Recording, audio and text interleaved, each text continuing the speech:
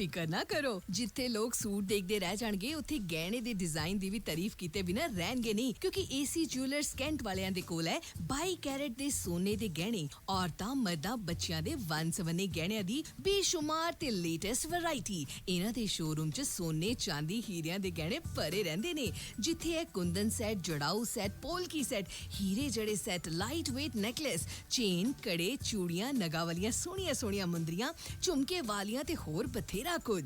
AC jeweller shuttle ਵਿੱਚ ਹਰ ਹਫਤੇ ਨਵੀਂ ਸ਼ਿਪਮੈਂਟ ਆਉਂਦੀ ਹੈ। ਤੁਹਾਡੇ ਪਸੰਦ ਦੇ ਤੁਹਾਡੇ ਸਾਈਜ਼ ਮੁਤਾਬਕ ਗਹਿਣੇ 2 ਹਫ਼ਤਿਆਂ ਵਿੱਚ ਤਿਆਰ ਕਰਵਾ ਕੇ ਦਿੰਦੇ ਹਨ ਤੇ ਰਿਪੇਅਰ ਵੀ ਕਰਦੇ ਹਨ। 24 ਕੈਰਟ ਸੋਨੇ ਦੇ ਬਿਸਕੁਟ ਖਰੀਦ ਅਤੇ ਵੇਚ ਸਕਦੇ ਹੋ। 100% ਪਿਓਰ ਗਰੰਟੀ ਵਾਲੇ ਗਹਿਣੇ ਲੈਣ ਲਈ ਪਹੁੰਚੋ 25416 100 fort avenue, south East, cantt. ਓਏ ਮੇਰੇ ਵੀਰ, ਮੈਨੂੰ ਬਸ ਇੱਕ ਗੱਲ ਦੱਸ ਦੇ ਵੀ ਆ ਜਿਹੜੀ ਤੂੰ ਟਰੈਵਲਿੰਗ ਕਰਦਾ ਤੇ ਉਹਦੇ ਤੋਂ ਬਾਅਦ ਫਰੈਸ਼ ਰਹਿਣਾ, ਇਹਦਾ ਰਾਜ਼ ਕੀ ਹੈ? ਇਹਦਾ ਰਾਜ਼ ਹੈ Arlington fuel stop. Arlington fuel stop 1801 pioneer street highway exit 208 ਤੇ, ਜਿੱਥੇ ਤੁਹਾਨੂੰ ਫ੍ਰੀ ਕਾਫੀ, free fax service, free truck parking, ਰੋਟੀ, ਠੇਕਾ, ਲਾਂਡਰੀ, ਸ਼ਾਵਰ ਤੇ ਟਰੱਕਾਂ ਦਾ ਹੋਰ ਵੀ ਸਾਮਾਨ ਆਸਾਨੀ ਨਾਲ ਮਿਲੇਗਾ। ਹੁਣੇ ਕਾਲ ਕਰੋ 360 652 6066 ਯਾਨੀ 360 652 6066। ਇਹ 2 ਲੋਕੇਸ਼ਨਾਂ ਤੋਂ ਸੇਵਾਵਾਂ ਪ੍ਰਦਾਨ ਕਰਦੇ ਨੇ। Second location Lost Hill Travel Center 14814 Elm Street, Lost Hills. Phone number 661 797 2354। ਵਿਦੇਸ਼ਾਂ 'ਚ ਵਸਣ ਵਾਲੇ ਪੰਜਾਬੀਆਂ ਦੇ ਲਈ ਸੁਨਹਿਰੀ ਮੌਕਾ ਲੈ ਕੇ ਆਈ ਆ ਪੰਜਾਬ ਦੀ ਬਹੁਤ ਹੀ ਵੱਡੀ real estate company DH real estate. ਬਹੁਤ ਹੀ ਨਾਮਵਰ ਕੰਪਨੀ ਤੁਹਾਨੂੰ ਮੌਕਾ ਪ੍ਰਦਾਨ ਕਰਦੀ ਹੈ ਕਿ ਬਿਨਾਂ ਪੰਜਾਬ ਗਏ ਤੁਸੀਂ ਹੁਣ ਆਪਣੀ ਜ਼ਮੀਨ ਵੇਚ ਸਕੋਗੇ ਜਾਂ ਫਿਰ ਆਪਣੀ ਪਸੰਦੀ ਦੀ ਜ਼ਮੀਨ ਖਰੀਦ ਸਕੋਗੇ। ਕਿਸੇ ਵੀ ਤਰ੍ਹਾਂ ਦੀ ਕੋਠੀ, ਫਲੈਟ, ਪਲਾਟ ਜਾਂ ਫਿਰ ਕਮਰਸ਼ੀਅਲ ਜਾਂ ਐਗਰੀਕਲਚਰ ਲੈਂਡ ਲੈਣੀ ਹੋਵੇ ਤਾਂ DH ਰੀਅਲ ਅਸਟੇਟ ਨਾਲ ਸੰਪਰਕ ਕਰੋ। ਤੁਹਾਨੂੰ ਪੰਜਾਬ ਜਾਣ ਦੀ ਲੋੜ ਨਹੀਂ, ਸੌਦਾ ਬੈਠੇ ਬਿਠਾਏ ਇੱਥੇ ਹੀ ਕਰਾ ਕੇ ਤੇ ਇੱਥੇ ਹੀ ਪੈਸੇ ਪਹੁੰਚਦੇ ਕਰ ਦਿੰਦੇ ਨੇ। ਨੰਬਰ ਹੈ DH ਰੀਅਲ ਅਸਟੇਟ ਦਾ 98775 0758 ਪਲੱਸ 91 ਇੰਡੀਆ ਦਾ ਕੋਡ ਲਾਉਣਾ। WhatsApp ਤੇ ਜਾਂ ਫਿਰ ਡਾਇਰੈਕਟ ਕਾਲ ਕਰ ਲੈਣੀ ਹੈ 98775 0758 DH ਰੀਅਲ ਅਸਟੇਟ। ਇਹਨਾਂ ਦਾ ਸਲੋਗਨ ਹੈ ਪੰਜਾਬ ਵਿੱਚ ਬੇਫਿਕਰੇ ਹੋ ਕੇ ਹੁਣ ਖਰੀਦੋ ਜ਼ਮੀਨ, ਪਲਾਟ, ਕੋਠੀ ਜਾਂ ਫਿਰ ਫਲੈਟ। ਟਰੱਕਿੰਗ ਵਾਲੇ ਵੀਰੋ ਧਿਆਨ ਨਾਲ ਸੁਣੋ। ਟਰੱਕ ਜਿੱਦਾਂ ਦਾ ਵੀ ਚਲਾਉਣੇ ਹੋ, ਮੈਨੂਅਲ ਜਾਂ ਆਟੋਮੈਟਿਕ, ਕੁਇਕ ਟਰੱਕ ਲਿਊਬ ਚੇਤੇ ਆਹੀ ਨਾ ਰੱਖਿਓ। ਟਰੱਕ ਦੀ ਵਧੀਆ ਸਰਵਿਸ ਲਈ ਕੁਇਕ ਟਰੱਕ ਲਿਊਬ। ਲਓ ਜੀ, ਤੀਜੀ ਲੋਕੇਸ਼ਨ ਵੀ ਖੋਲਤੀ ਆ, ਐਗਜ਼ਿਟ 579 ਫਰਮ ਹਾਈਵੇ 401 ਇਨ ਨਾਪਨੀ। ਆਹੋ ਜੀ, ਕੋਈ ਅਪਾਇੰਟਮੈਂਟ ਨਹੀਂ, drive through facility. Exit 579 firm highway 401 in ਨਾਪਨੀ। Quick truck lube, the one stop shop। 5196220660 ਜਾਂ quicktrucklube.com। QTL, because we care। State line truck and trailer Virginia state line ਤੇ ਲੈ ਕੇ ਆਏ ਨੇ truck and trailer repair shop. Interstate 81 ਦੇ exit 323 opposite flying ਜੇ truck shop, ਜਿੱਥੇ ਟਰੱਕਾਂ ਦੀ ਹਰ ਤਰ੍ਹਾਂ ਦੀ ਤਸੱਲੀ ਬਖਸ਼ ਮੁਰੰਮਤ ਕੀਤੀ ਜਾਂਦੀ ਹੈ। ਇਸ ਦੇ ਨਾਲ ਹੀ ਪਾਰਕਿੰਗ ਤੇ ਆਫਿਸ ਸਪੇਸ ਵੀ ਹੈ ਉਪਲਬਧ। ਪੂਰੀ ਰਾਤ, ਹਫ਼ਤਾਵਾਰ ਜਾਂ ਮਹੀਨਾਵਾਰ ਪਾਰਕਿੰਗ ਅਤੇ ਟਰੱਕ ਰਿਪੇਅਰ ਲਈ ਜ਼ਰੂਰ ਆਓ। ਵਧੇਰੇ ਜਾਣਕਾਰੀ ਲਈ ਸੰਪਰਕ ਕਰੋ 6812600050।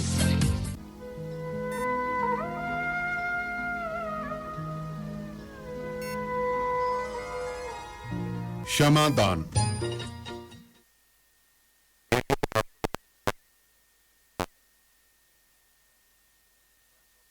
ਇਸ ਵਕਤ ਬਠਿੰਡਾ ਤੋਂ ਲਾਈਵ ਜੁੜਿਆ ਹੋਇਆ ਹੈ। ਮੇਰੇ ਨਾਲ ਇਸ ਵਕਤ ਸ਼ਿਵਿੰਦਰ ਜੀ। ਸ਼ਿਵਿੰਦਰ ਜੀ, ਸਤਿ ਸ਼੍ਰੀ ਅਕਾਲ ਜੀ।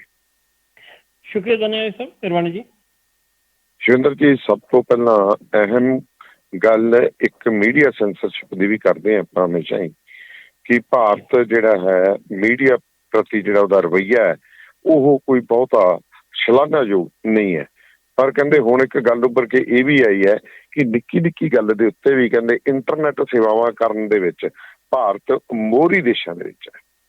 ਬਿਲਕੁਲ ਦਾਨੇਲੀ ਸਾਹਿਬ, ਕਿਉਂਕਿ ਇਹ ਲਗਭਗ ਕੁਛ ਚੀਜ਼ਾਂ ਸਾਨੂੰ ਦਿਖੀ ਜਾਂਦੀਆਂ ਹੈਗੀਆਂ, ਉਹ ਤਾਂ ਅਸੀਂ ਵੀ ਮਹਿਸੂਸ ਕਰਦੇ ਹਾਂ ਵੀ ਭਾਰਤ ਵਿੱਚ ਛੋਟੀ ਛੋਟੀ ਗੱਲ ਉੱਤੇ ਇੰਟਰਨੈਟ ਬੰਦ ਹੋ ਗਿਆ ਜੀ, ਕੋਈ ਛੋਟੀ ਜਿਹੀ ਘਟਨਾ ਹੋ ਗਈ ਤਾਂ ਬੰਦ ਹੋ ਗਿਆ। ਪਰ ਇਹ ਜਿਹੜਾ ਹੈਗਾ ਸੱਚੀ ਮੁੱਚੀ ਰਿਕਾਰਡ ਕਿੱਥੇ ਖੜਾ ਹੈਗਾ, ਇਹਦੇ ਬਾਰੇ ਹੁਣ ਇੱਕ ਜਿਹੜੀ ਰਿਪੋਰਟ ਇਹ ਦੱਸਦੀ ਹੈਗੀ ਹੈ, ਕੌਮਾਂਤਰੀ ਰਿਪੋਰਟ ਹੈ, ਉਹ ਦੱਸਦੀ ਹੈ ਕਿ ਭਾਰਤ ਅਸਲ ਵਿੱਚ ਮੋਹਰੀ ਹੈ ਇਸ ਕੰਮ ਵਿੱਚੋਂ, ਸਾਰੇ ਮਤਲਬ ਦੁਨੀਆ ਦੇ ਦੇਸ਼ਾਂ ਦੇ ਵਿੱਚੋਂ।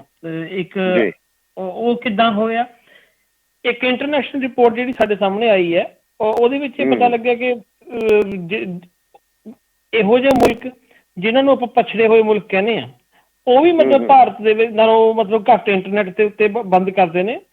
ਸੋ ਜਾਣਬੁੱਝ ਕੇ ਇੰਟਰਨੈਟ ਬੰਦ ਕਰਨ ਦੇ ਮਾਮਲੇ ਦੇ ਵਿੱਚ ਲਗਾਤਾਰ 5ਵੇਂ ਸਾਲ ਭਾਰਤ ਜਿਹੜਾ ਹੈਗਾ ਵਾ ਅੱਗੇ ਹੈ। ਵਿਸ਼ਵ ਦੇ ਡਿਜੀਟਲ ਅਧਿਕਾਰ ਸਮੂਹ ਇੱਕ ਹੈਗਾ ਵਾ ਐਕਸੈਸ ਨਾਓ, ਇਹਦੇ ਦੁਆਰਾ ਜਿਹੜਾ ਹੈਗਾ ਸੰਚਾਲਿਤ ਡੇਟਾ ਤੋਂ ਪਤਾ ਲੱਗਦਾ ਕਿ ਭਾਰਤ 2022 ਦੇ ਵਿੱਚ ਘੱਟੋ ਘੱਟ 84 ਵਾਰ ਜਿਹੜਾ ਇਹਨਾਂ ਨੇ ਜਿਹੜਾ ਹੈਗਾ ਸ਼ਟ ਡਾਊਨ ਕੀਤਾ ਹੈ ਇੰਟਰਨੈਟ। ਅੱਛਾ ਜੀ। ਇਹਦੇ 84 ਵਾਰ ਮਤਲਬ ਕੀਤਾ 2022 ਦੇ ਵਿੱਚ ਹੀ, ਮਤਲਬ ਡਿਫਰੈਂਟ ਜਗ੍ਹਾ ਦੇ ਉੱਤੇ।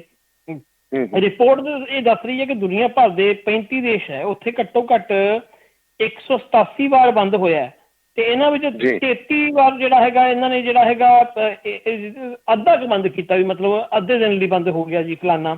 ਪਰ ਭਾਰਤ ਇੱਕ ਮਾਤਰ ਇਹੋ ਜਿਹਾ ਦੇਸ਼ ਹੈ ਜਿਹੜਾ ਕਿ G20 ਦੇ ਦੇਸ਼ਾਂ ਦੇ ਵਿੱਚ ਵੀ ਹੈ, ਜਿਹਨੇ 2022 ਦੇ ਵਿੱਚ 2 ਵਾਰ ਤੋਂ ਵਧੇਰੇ ਇੰਟਰਨੈਟ ਬੰਦ ਕੀਤਾ।